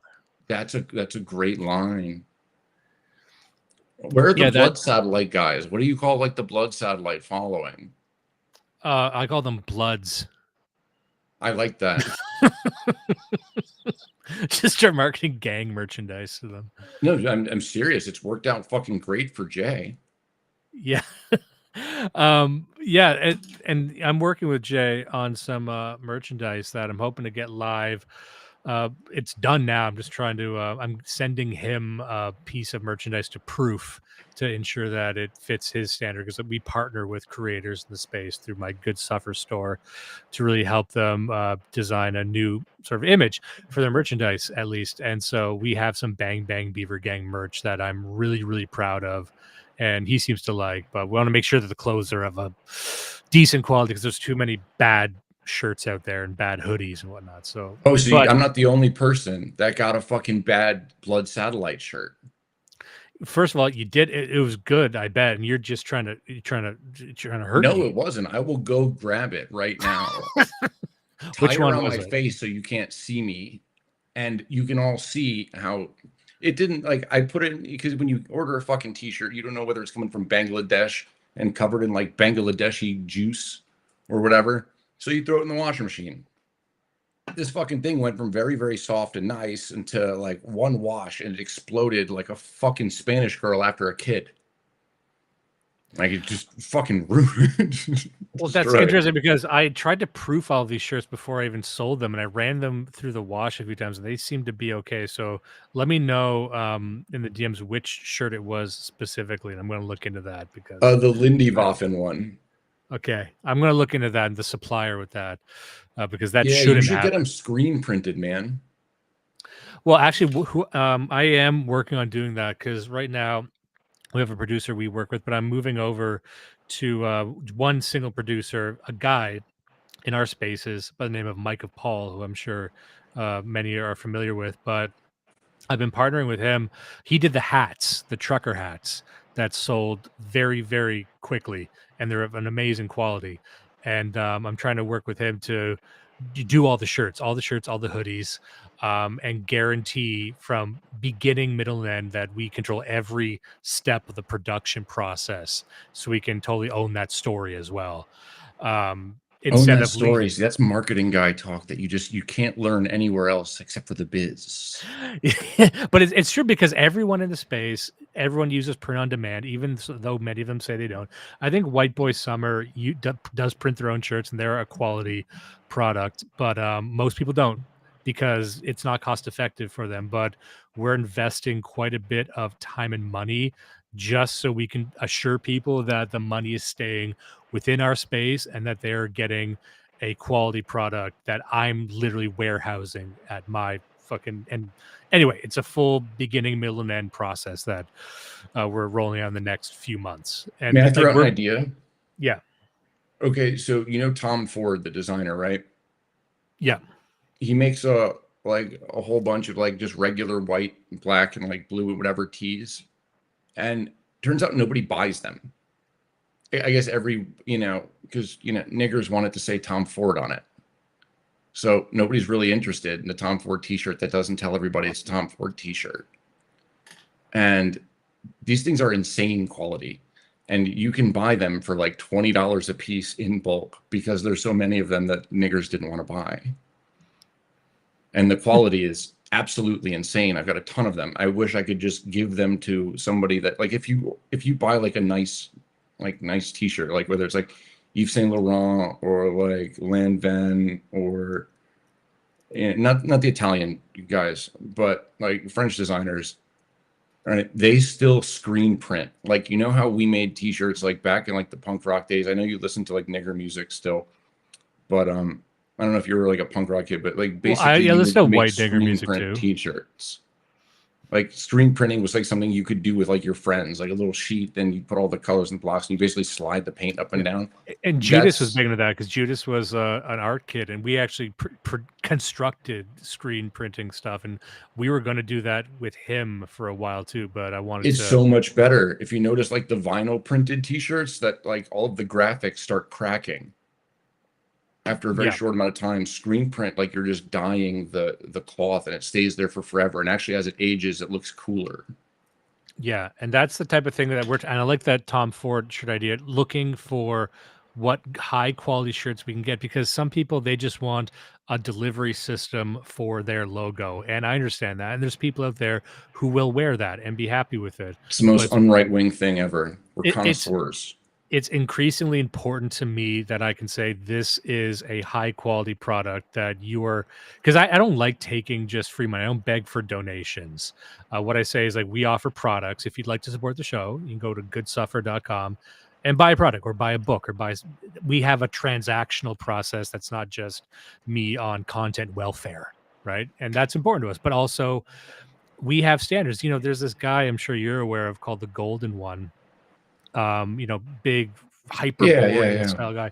He has like a line of sweatsuits. I think it's Legio. I think that's his brand. I heard it just the other day. But I look at that, I'm like, it looks like he took the time to actually design an embroidered, athleisure wear line. And I'm like, that's the level I think more people should aspire to do. And that's why when I'm working with Mike of Paul, and even Judas, we have some projects, because he has a legitimate workshop and a CNC machine. We're thinking of what can we manufacture. Oh, does he really? Yep. So we're talking about. You and I should talk. Let's do it. We're talking challenge. So I've been buying CNC machines.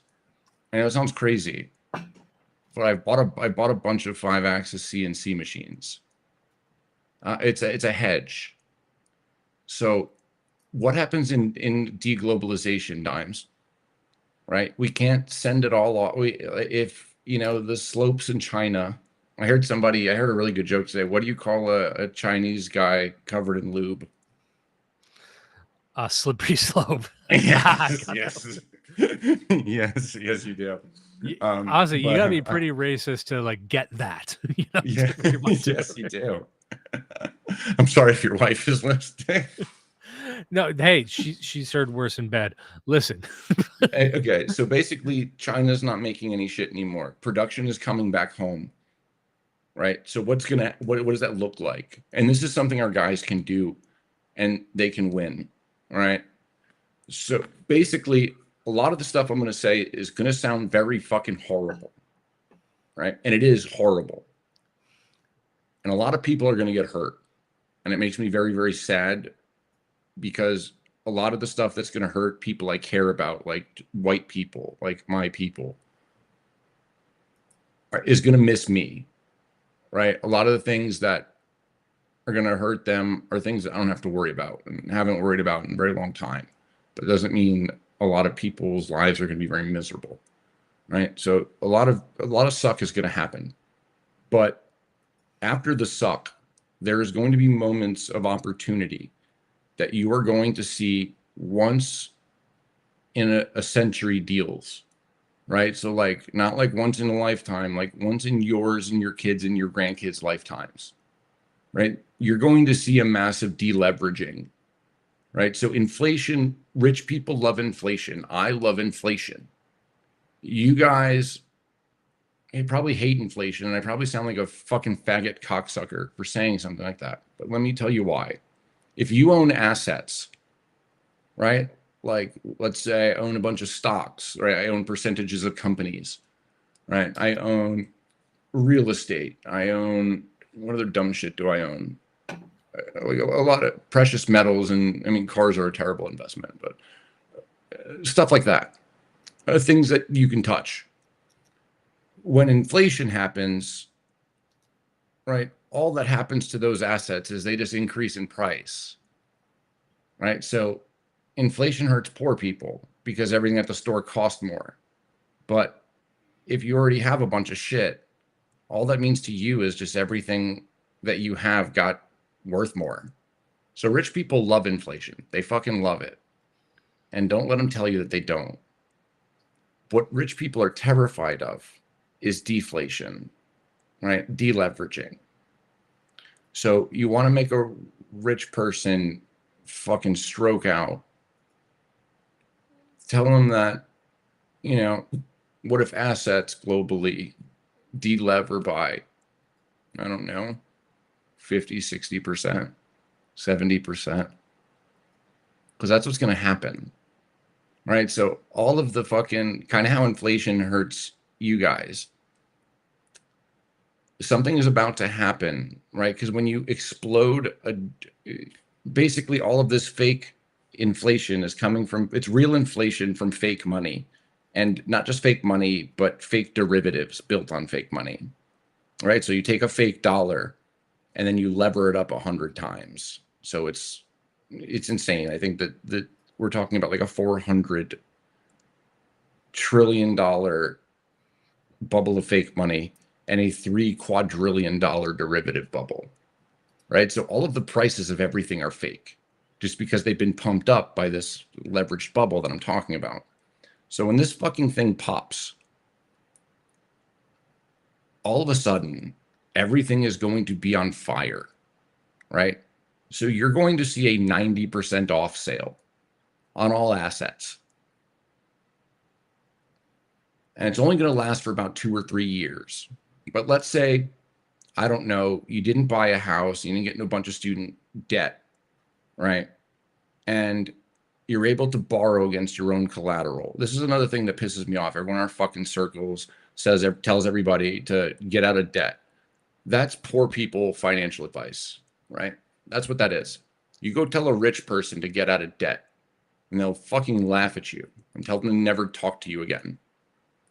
Because debt is a tool. It's a force multiplier, right? It's not like, it's like someone telling you that you got to get out of debt is like somebody like fresh out of Alcoholics Anonymous telling you that you can never drink another drink again, right? Like, no, faggot, I can have a drink like a normal person and enjoy myself and then put it down. Just because you fucking wake up on the fucking front yard with all of the fucking dogs in the neighborhood plastered to your car grill, and you have no idea how you got there, right? Just because you do that when you drink doesn't mean I can't enjoy a scotch. That's what is basically being told to you when everyone tells you to get out of fucking debt. Debt is a force multiplier, right? So let's say you have a rental home, right? Instead of buying your first home, what if you just bought a home, right? And you stuffed a fucking renter in there? And that renter makes, I don't know, 4 rental payments. That's no longer a fucking mortgage. That's no longer a liability, right? So if you buy a home and you live in it, that's a liability, right? You have to worry about making that nut. The bank is going to count that to your debt to income ratio, right? But the second that motherfucker pays rent check number 4, that is no longer a debt, because that's an income property. That's a business. As in, after fucking rent payment number 4, you can go to the bank and they will remove that from your debt to income ratio, and they will factor that as you just have a new business that earns steady, repeatable returns on capital. And you can take the fucking house you just got a mortgage on and you put 3 motherfuckers in there, right? Or 1 motherfucker in there that's able to pay the whole rent, and they paid you 3 or 4 rental checks in a row, 4 months. Now you get to go to the bank and get a new mortgage for a new house to put another renter in, because that's no longer a liability. What is a rental property that you have a mortgage on? That's a liability. What is a rental property that you have a mortgage on with a fucking renter in it? That's an income generating asset, right? So the difference between rich people and poor people is rich people take on debt to buy things that make them money, and only things that make them money. Poor people take on debt to buy things they want to buy. And that's the difference. Also, they see not having debt as freedom. And I say they because I would have included myself in this group when I was younger, and I would include most of my family and extended family in that Oh, group. Chinese hate debt. I will say that. They Well, don't even do it. like my father-in-law, who's white, he lived his whole life like hating debt. He came from, small town Canada. Like, small town people hate debt because that's shackles. That's a prison. And so if you can retire debt free, that means you're free. So it's this freedom they feel. And to them, any debt, it's like they have their boot around on my neck, and that's suffocating to them. But then you look around and say, I know Judas is a great example of someone who knows, you're talking about, physical goods being of value, and that's everything he has done professionally in his manufacturing career. He does things like builds furniture, really high end furniture that he sells to people with money. So he's been locked into this for quite some time.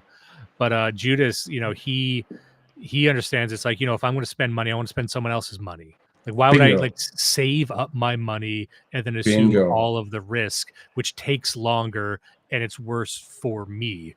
Yes. And that's something anyone who runs a successful business kind of understands. It's just, I don't know, it's not scary. So If you're doing let's say I'm buying let's say I'm buying a commercial property that already has, 75% occupancy, whatever. It is already making money. And let's say that this commercial property earns about, I don't know, 13, 14, we'll say 14%, right? Earns 14% a year, right? In returns, right? I'm going to go take the bank's money and I'm going to pay 4 or 5% because it's a collateralized loan, right? As in, there is collateral that the bank gets if I fuck up, right? So the interest rates are lower. The reason why your credit card's so fucking expensive is because it's non-collateralized debt. There's nothing the bank can take from you if you default, right? So I'm going to get a juicy 4% fucking commercial lien, right? And I'm going to buy something that makes 14%. That means I just used the bank's money to buy me an asset that makes 10% a year, on not just my money, I'm making 10% a year on someone else's money.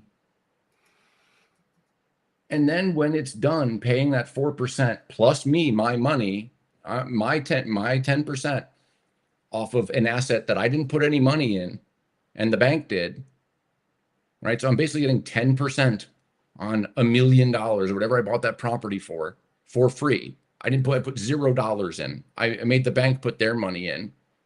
And as long as the rate of return is higher than the interest rate, that thing is printing me money. And after 20 years or 10 years or 15 years, that 4%, right, for the note is going to be paid off. So that means not only do I get 15% out of that asset every year, but the entire value of the whole property is now mine, right? I get the 100 grand a year from the 10% on $1 million. And then on year number 15, I also get a free $1 million asset for the privilege of earning 10% on someone else's $1 million. You know what? A way I always like to frame this for guys in our space, it's like, what worst case scenario wouldn't you like to be the bank's problem? You know, there's Yes.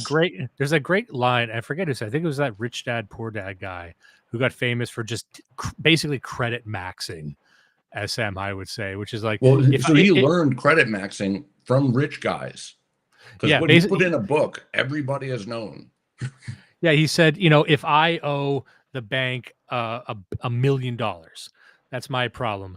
If I own all the banks $5 billion, that's society's problem, or that's like the banking sector's problem. Like he just, and then they say, why'd you do that? It's like, I don't know. Why did you let me do that? That's crazy that you Yeah, did. But you better here we help are. me the fuck out of this or you're going to blow up. Yeah, I don't want to see you die because of this, so you better help me. It's like, it's That gangster is shit. exactly right. And everybody wonders why all of these fucking banks do all of this crazy stuff, right? For like all these property developers. And that is why. Dimes just explained to you why all these rich people get special treatment from the banks, because if they don't, the banks are the one that blow up and It's the like rich guy.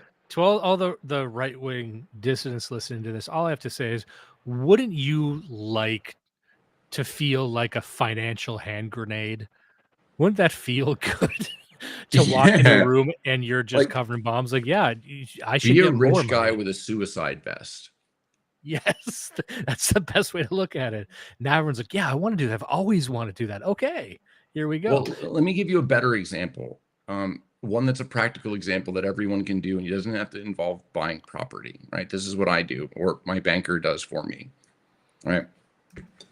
So one day you're going to get really, really successful from listening to Blood Satellite, and the knowledge that comes out of Blood Satellite is going to make you a fucking genius, and you're going to make a lot of money.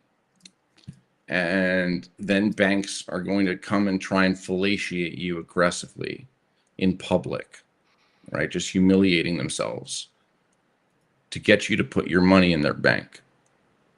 And they'll be like, I'll give you a private guy. His name is Carl. You can piss on him if you want, right? He'll lie down in your office and you could just piss on his face.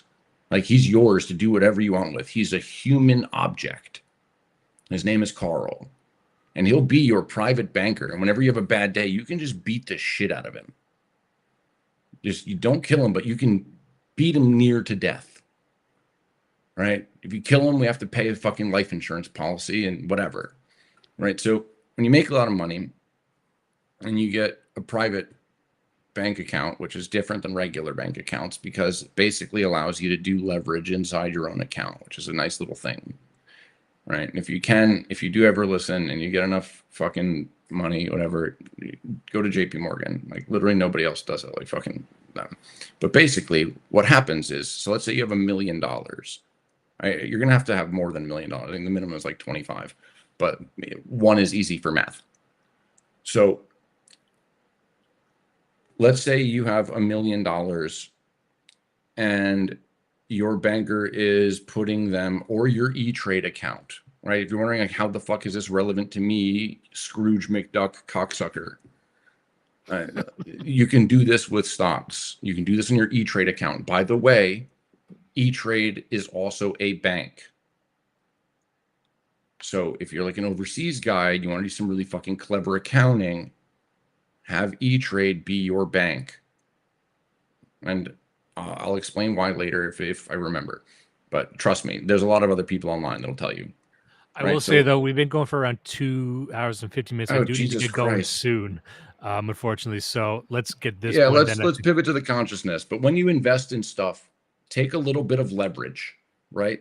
So borrow against your own stocks. If you own $1 million in stocks or $100,000 in stocks, use those stocks as collateral to borrow 50% against the stocks you own. And now you're trading with $1.5 million. So if you're earning 10% on your stocks, you're now earning 10% off $1.5 million, and you only had $1 million. So you're earning money off of more money than you actually have, which means your actual money grows very, very fast. Anyways, all right, let's pivot to the consciousness stuff, I think, or else we're never going to get to it. All right, let's do that. Maybe I have around like 10, 15 minutes left before we can do you think we could do it? You think we can do it? Yeah, I think we can, whatever. Or we can save that to the next one. I don't think Dimes is going to have me back on the show, guys. What do you think? No, of course I am. I want to get you. There's like kind of a dais of like return guests that I have lined up, which isn't to say that means I like them more than the rest, but there's certain ones that I think can get many, episodes out of. How about we just go into remote viewing? We won't go into the whole consciousness stuff. We'll just go into the remote viewing part. That's enough to break everybody's paradigm, enough to make where they're actually interested in it. Okay, let's do that. Go. Okay. So Neil deGrasse Tyson gets on the television and tells you that you're a biological robot in a meaningless universe, right? And there's actually a whole bunch of guys in our sphere that'll tell you the same fucking thing, right? And it's really destructive, obviously for your soul, but also because it's wrong, right? Imagine how much different the conversation would be just globally, politically, if atheism and materialism was mocked and laughed at and derided as much as these fucking academic cocksuckers deride and mock religious people. So what's actually happening is that, well, first off, Neil deGrasse Tyson has never published a single fucking paper in his life. He has 0 citations. As far as being a scientist, no one's fucking heard of him. He just runs the Hayden Planetarium. He's just like a guy who operates a tourist destination, basically. And the reason that they can't have any actual scientists on there to say what he says is because before a scientist would do that is they would look into the peer-reviewed literature. And what they would find would upset them, right? So the CIA all right, I encourage everybody to type in something in their search browser called the Gateway Report, right? The Gateway Report was put together by Stanford Research Institute, which is America's most prestigious research university in the entire fucking country. And it was put together for the Joint Chiefs of Staff, right? It's classified up into the late 90s. So basically not a bunch of pseudoscientists and charlatans, right? Like fucking Joint Chiefs of Staff are more powerful than the president. Name it tells you different. Doesn't fucking know what they're talking about. But what the Gateway Report showed conclusively is that your consciousness, when you close your eyes and you say hello, the voice that says hello back to you doesn't live in your head. It doesn't live inside of you. It's not coming from you. Right? It's coming, you're tuning into it, right? Your brain is an antenna, not an emitter, but a receiver.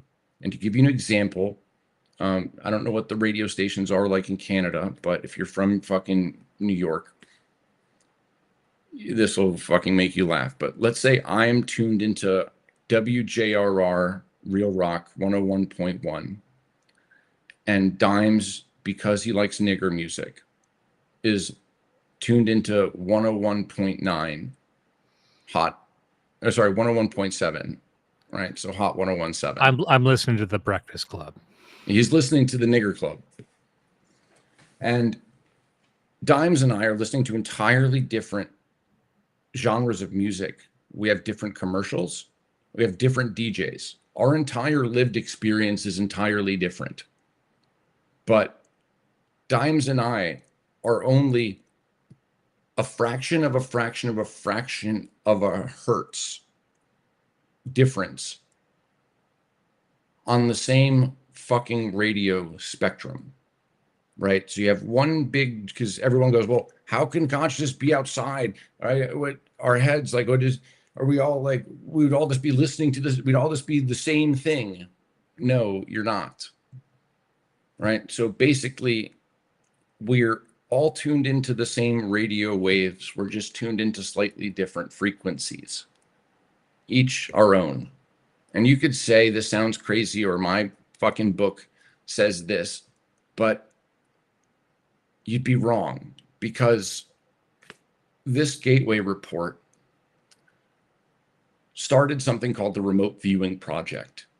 And what your TV wants you to believe is that the Remote Viewing Project, right, happened in the Cold War when everyone was really crazy, and we thought the Soviets were like underneath our bed, and they were acting really crazy, and we were acting really crazy, and we heard they had psychic spies, and then we were like, oh shit, so we got to get psychic spies too. And then we realized how silly we were being, and then we just stopped. That's not actually what happened. What actually happened is the Remote Viewing Project was the most successful intelligence program in the history of the United States. Right? It ran for 50 years, and that's if we believe they stopped in the late 2000s. They didn't. But this was going on in the 60s, generating more intelligence, more actionable intelligence than the Corona Project, which was the CIA satellite program. Before we went to the moon, so before we put a fucking guy in a capsule in space and did the first orbit around the moon, and or the first orbit around the planet, and everyone got really excited. And they were like, oh, next we're going to go to the moon. Before that even fucking happened, the CIA already had satellites, right? Orbiting Russia, taking a fuck ton of pictures and jettisoning the old timey fucking film rolls in capsules back down to Earth. They were literally single use satellites. And fucking wasteful, that is, whatever.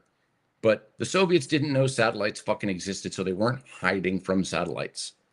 And a bunch of fucking guys in their cubicle. Yes, consciousness is a two-way street. That is correct.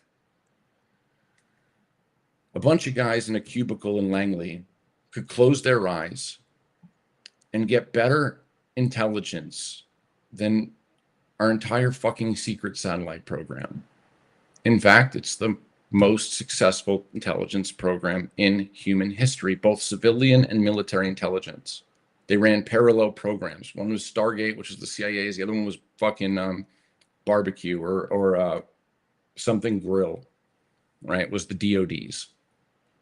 And what they found out is basically a person could, with relatively short amount of training, could close their eyes and go other places, be other places. I mean, they would be able to tell you, right? Like, let's say I'm in my desk in Moscow and Dimes is in his desk in, Langley, where he actually has his desk.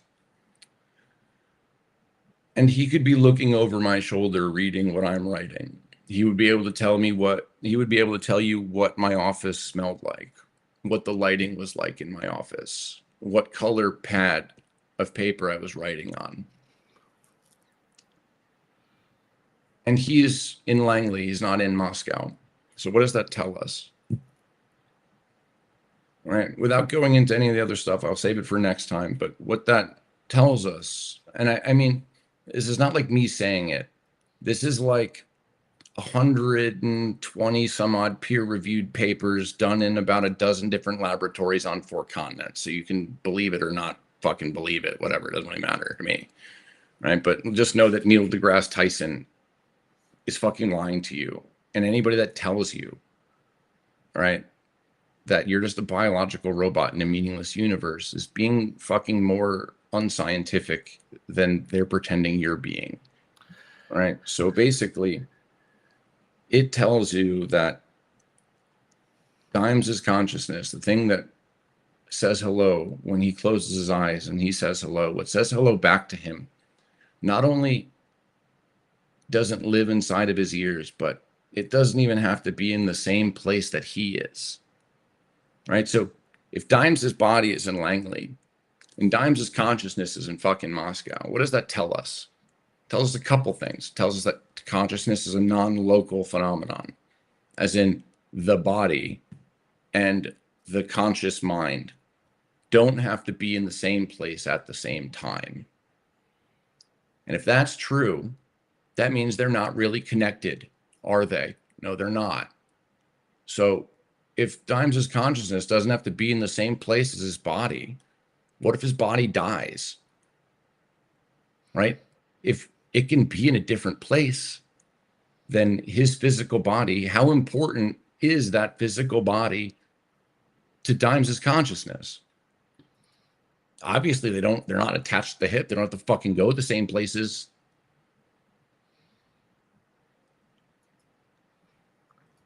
I don't know if you saw the stream, but I've been scrolling through the CIA report, and it's funny that a lot of what you're saying is lining up to what I'm seeing as to do. I've just been skimming this, and this is blowing my mind right now, just from what I've seen.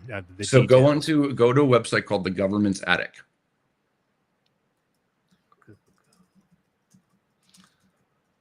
The Government's Attic. Just searching it right now. The Government's Attic is a great site. I encourage everyone to fucking jot this down.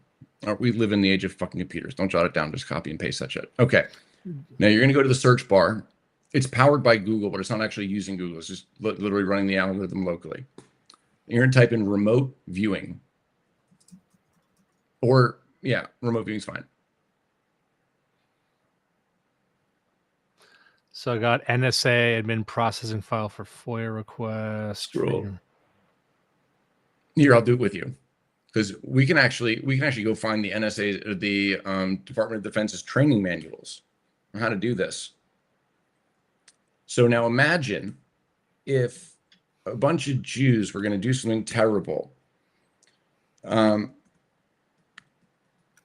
It's attic. There we go.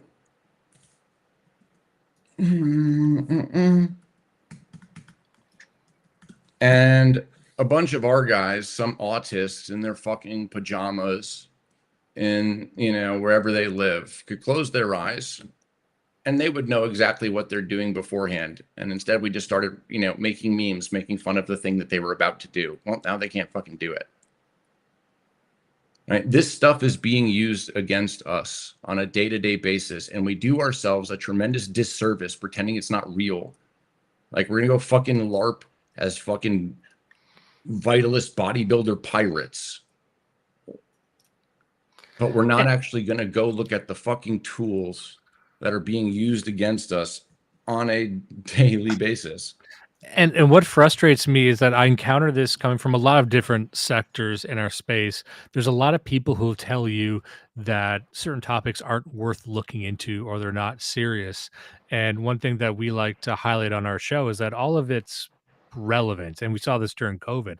A lot of people told you to not worry about COVID as COVID was happening. And that seemed bewildering to me. Like, why are we not talking about this? Oh, it's a distraction. But I'm like, no, it's relevant to whatever socio-political issue you might have as your hobby horse at the moment. And something like this, if you're telling to say to me that the CIA investigations into remote viewing and how that's applicable now in regards to technology, if that's not relevant to whatever your socio-political project is, like, you're not a serious person. Like, you need to be incorporating this into whatever movement, whatever ideology, whatever the fuck it is you're doing, at the very least admitting that it's interesting and could impact you. Just like when we on our show we went into like neurotechnology. Why does neurotechnology matter? Why do neurotoxins matter as deployed by government agencies? I don't know. Why does the cyber warfare division have an interest in Reddit? you know, from the American intelligence apparatus. Like, why does that matter? Well, if you can't tell me why you think that matters, then you're not a fucking serious person. And you shouldn't be given prescriptions on what the future is going to fucking look like. That's probably the single most important statement that I think I've heard anybody say. And not gassing you up, buddy, but if you don't understand this exists and incorporate this into your paradigm, then you have no ability to predict what the future looks like. So like, think about that thing that we were talking about earlier about paradigms. If there is a whole big blind spot in your paradigm, there is a whole bunch of options and doors that to you don't exist.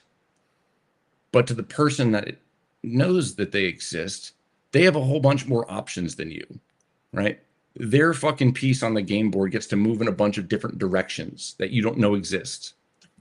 So if there were a whole bunch of moves on the game board that you didn't know were possible, how could you possibly tell anyone what you think the state that possesses all these fucking tools is likely to do, right? Because you don't actually know what all the options are available to that state. So all of these fucking materialist kikes, right? They're gonna tell you to fucking go and hide in your fucking house and just make art, bro, because that'll make you a fucking aristocrat. You're gonna make art and you're gonna be an aristocrat, but don't try and politically organize in any way, right? You're just gonna make art, and you know we're gonna win. The art will make us win, but you'll probably be dead by that time happens, and you just need to accept that. But just stay in your fucking room, do drugs, and make art, and then just know deep down in your soul that you're an aristocrat. These fucking people are not in a position to tell you what the future looks like and how to get to the future that you want. Yeah, and if you actually care about people, if you care about your people, your community, or your kid network even, and you've tasked yourself with forecasting the future, if you don't incorporate this, that tells me you don't really care about people. You just like you have a gambling problem in the economy of takes. That's all you have. You're just a guy with a gambling issue. That is a great way of putting it. Yeah. But like to me, also, it's just very interesting. Like, why wouldn't someone be fascinated with this stuff or be able to see the immediate application, especially for the group that is otherwise obsessed with persecutions and oppressions? And like when we were discussing, once again, the neurotechnology stuff, I'm like, this stuff is deployed on people all the time. Like, you know, it's not, and if you have an interest in transhumanism, like, oh, who gives a fuck about transhumanism? I'm like, that's very immediate. That's imminent. Like, that's, you know, like, there's very serious people. I gotta stop saying that word, but there's people who are convinced, and they have lots of money, that we're going to be able to see in our lifetimes the first person to live to 200 years old. And if you think that's not going to upset every single paradigm, extending one human life to 200 years, like, you haven't been paying attention. Like, how does that affect fucking everything? How does that affect wealth transfer? How does that affect, you know, anyway? But some people think that's just a silly flight of fancy to care about this stuff. And I don't get those people, man. No. And okay, so I did a thread a while back, and I'll leave you guys with this. I know I keep saying that, but I'll just have to make up for the 14 minutes that I was cut off before and the other 3 minutes. Thank you, King Pid, for archiving. Everybody should look up what a quantum randomness generator is. You owe it to yourself. It's the single most precise piece of equipment that humanity has ever made. It's the most accurate and precise scientific machine that man has made in history. It's accurate to 27 decimal places. We use them to, you know, set supercomputers and set times for atomic clocks. So our most accurate fucking things need this thing to work. And what it does is it's able to generate pure randomness. I know that sounds stupid, but like, let's say if you flipped a quarter 1,000,000 times, right? What you're going to get is 48% heads and 52 and some change % tails. It's not random. It's not 50-50 probability distribution, right? We need pure randomness because a whole bunch of other complex mathematics rely on a variable that is purely random. So they developed this machine, and what this machine does, it doesn't create randomness, it senses randomness and relays that information to you. So the only place that pure randomness exists in our physical corporeal reality is at the quantum level, right? Particles fluctuating. And what that means is basically particles are popping in and out of existence completely randomly, as in they are going from wave to particle, right? Collapsing the wave function and moving from wave to particle, as in like was a wave that could go right through you, wouldn't even know. And then now it's a particle that could, if it were to poke you in the eye, it would hurt. Not really, but you get what I mean. It's part of your physical corporeal reality. And what this machine does is measure it, right? It's able to basically mirror the randomness it's observing at a quantum level to you. And you can have it deliver pure randomness in binaries or multiple variables. But for the point of this example, we're going to use binaries because that's what Dr. Dean Radin, the director of that Stanford Research Institute, or as Wikipedia likes to say, a pseudoscientist, crackpot, conspiracy theorist. He was also the director of the most prestigious research laboratory in the United States, so arguably the world, for 30 years. So it's big old crackpot, big old pseudoscientist. Right. So he grabbed one of these quantum randomness generators and set it to a binary probability distribution, so 0 or 1. All right. And what he did is they're about the size of like a garbage compactor, right? Or like, a waist-high filing cabinet. And he covered it with a bunch of cloth so you didn't actually see what it was. And he grabbed a bunch of postdoc students in the hallway, and he had them pick a number, either 0 or 1, but did not tell him, right? And to go into the room and sit in the chair and visualize. Key importance here is visualize that number that they picked, either the number 0 or the number 1, in their heads. And to hold that image, that visualization in their heads for 1 minute. And you had a timer. And when the timer went off, the person could leave. Right? So person goes in and they're thinking of 0 or 1. They're focusing on it for a minute, and then they leave. And you know what that quantum randomness generator did? It's pretty amazing. So instead of 50-50, it was 51-49 and some change for the very first one, which, well, to put it very bluntly, is physically fucking impossible, right? As in everything we know about the universe, everything we know about physics at the macro level and at the quantum level, right? Our entire understanding of reality says that that is impossible. Right? If it was 50.00000001, right, and 49.9999999, that would already be a 6 sigma event, as in a 1 in 10 trillion odds of that happening. But we didn't get 49.9999999, did we? We didn't. We got 49 flat, 51 flat. All right. So that is that 10 trillion, 1 in 10 trillion event times another trillion.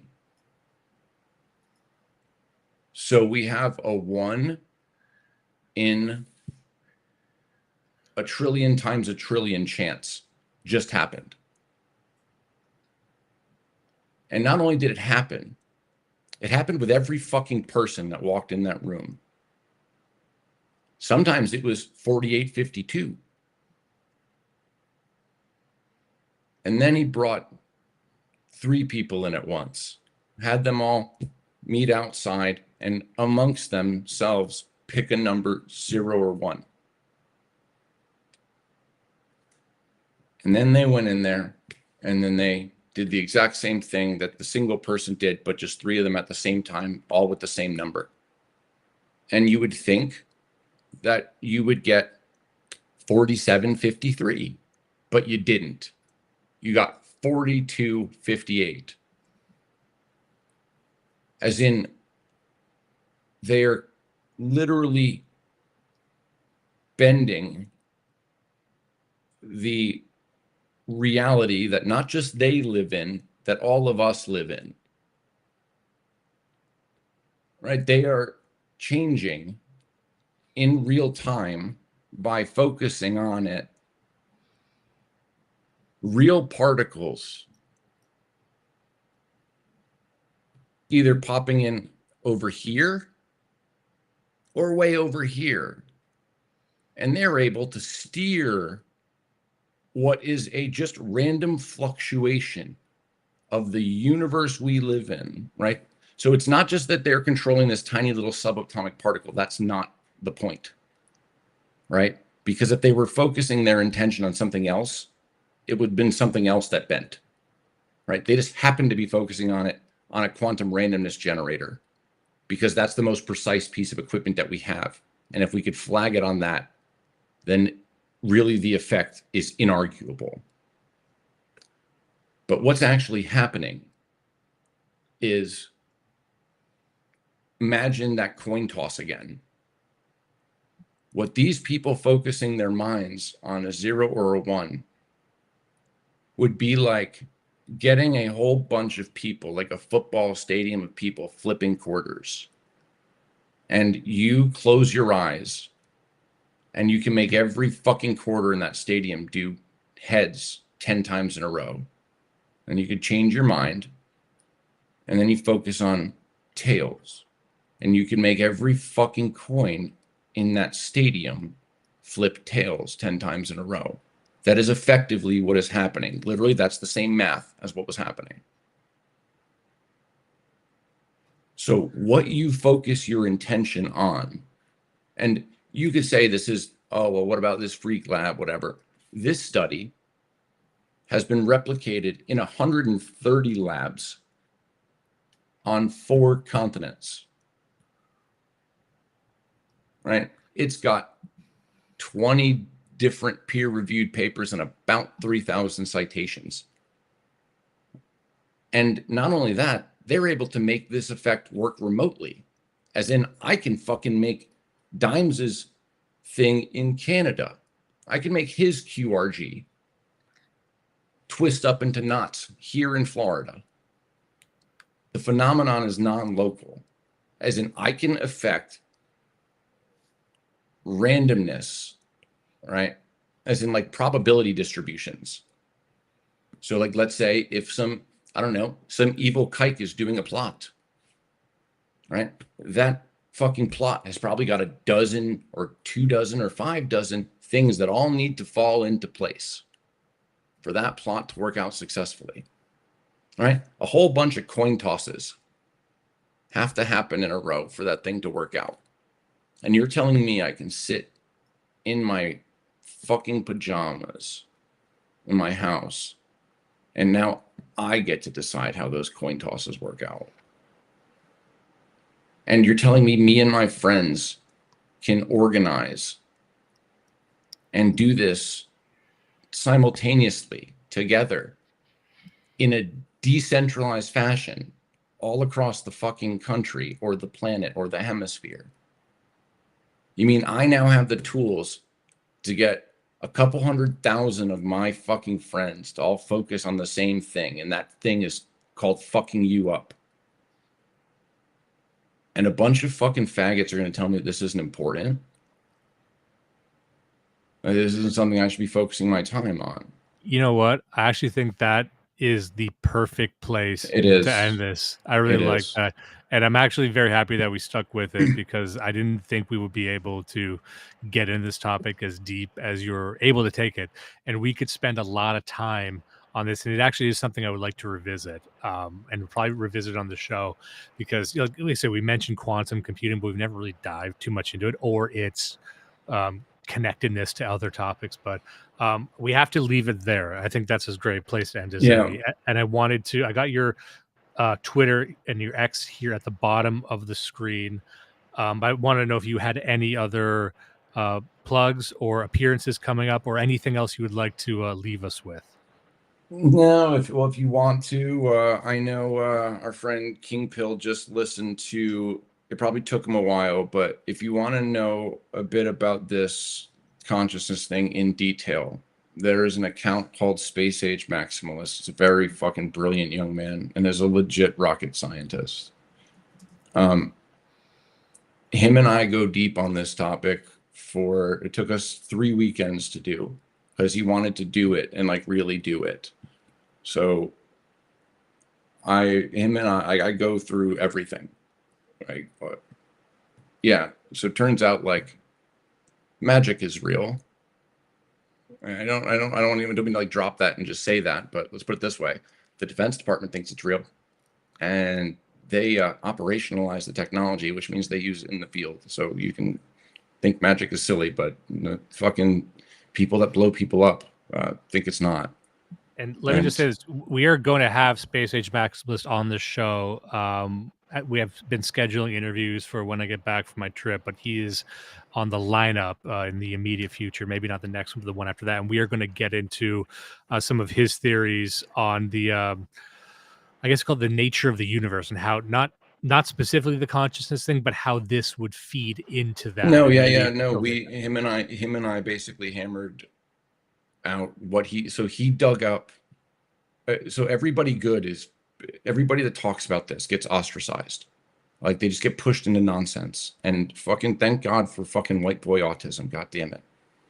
Because Space Age Maximus found one of the most brilliant physicists in the world that very much believes and understands this and was able to incorporate it into a working model of physics that is able to make predictions.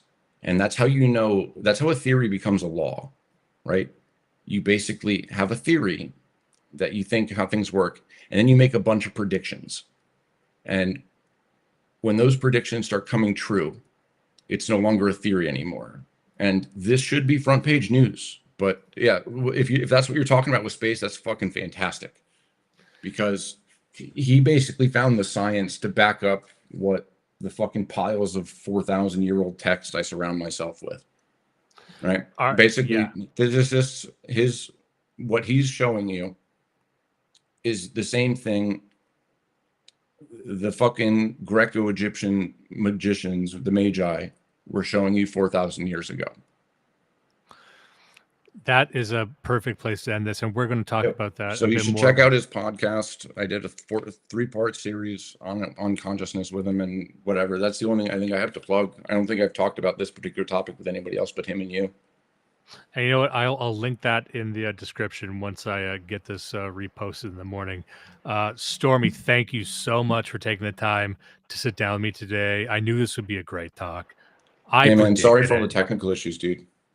No, it's not you. It's honestly Restream. They did something. It's the exact same reason that I'm not able to stream to X right now, and it's just giving me an error. So there's something happening with the platform. It's probably not you. No, that's a big deal. Like X is like the only place that you really want to be streaming on. No, honestly, like we do great numbers on X, and it became like our top streaming platform. Like we routinely get like 1,000 live viewers on X. What about like StreamYard or whatever? I might switch to that. Like I've had great luck with this until just today because they rolled out a new 2.0. Something's going on with them. But hopefully they get this hammered out soon. But anyway, it's not your fault, so don't apologize. No, it's an anti-handsome hate crime. It is an anti-handsome hate crime against the only minority that matters. Let's be honest. Handsome guys. All right, boys. Hail Hitler. All right, I'll talk to you soon, man. Thanks again.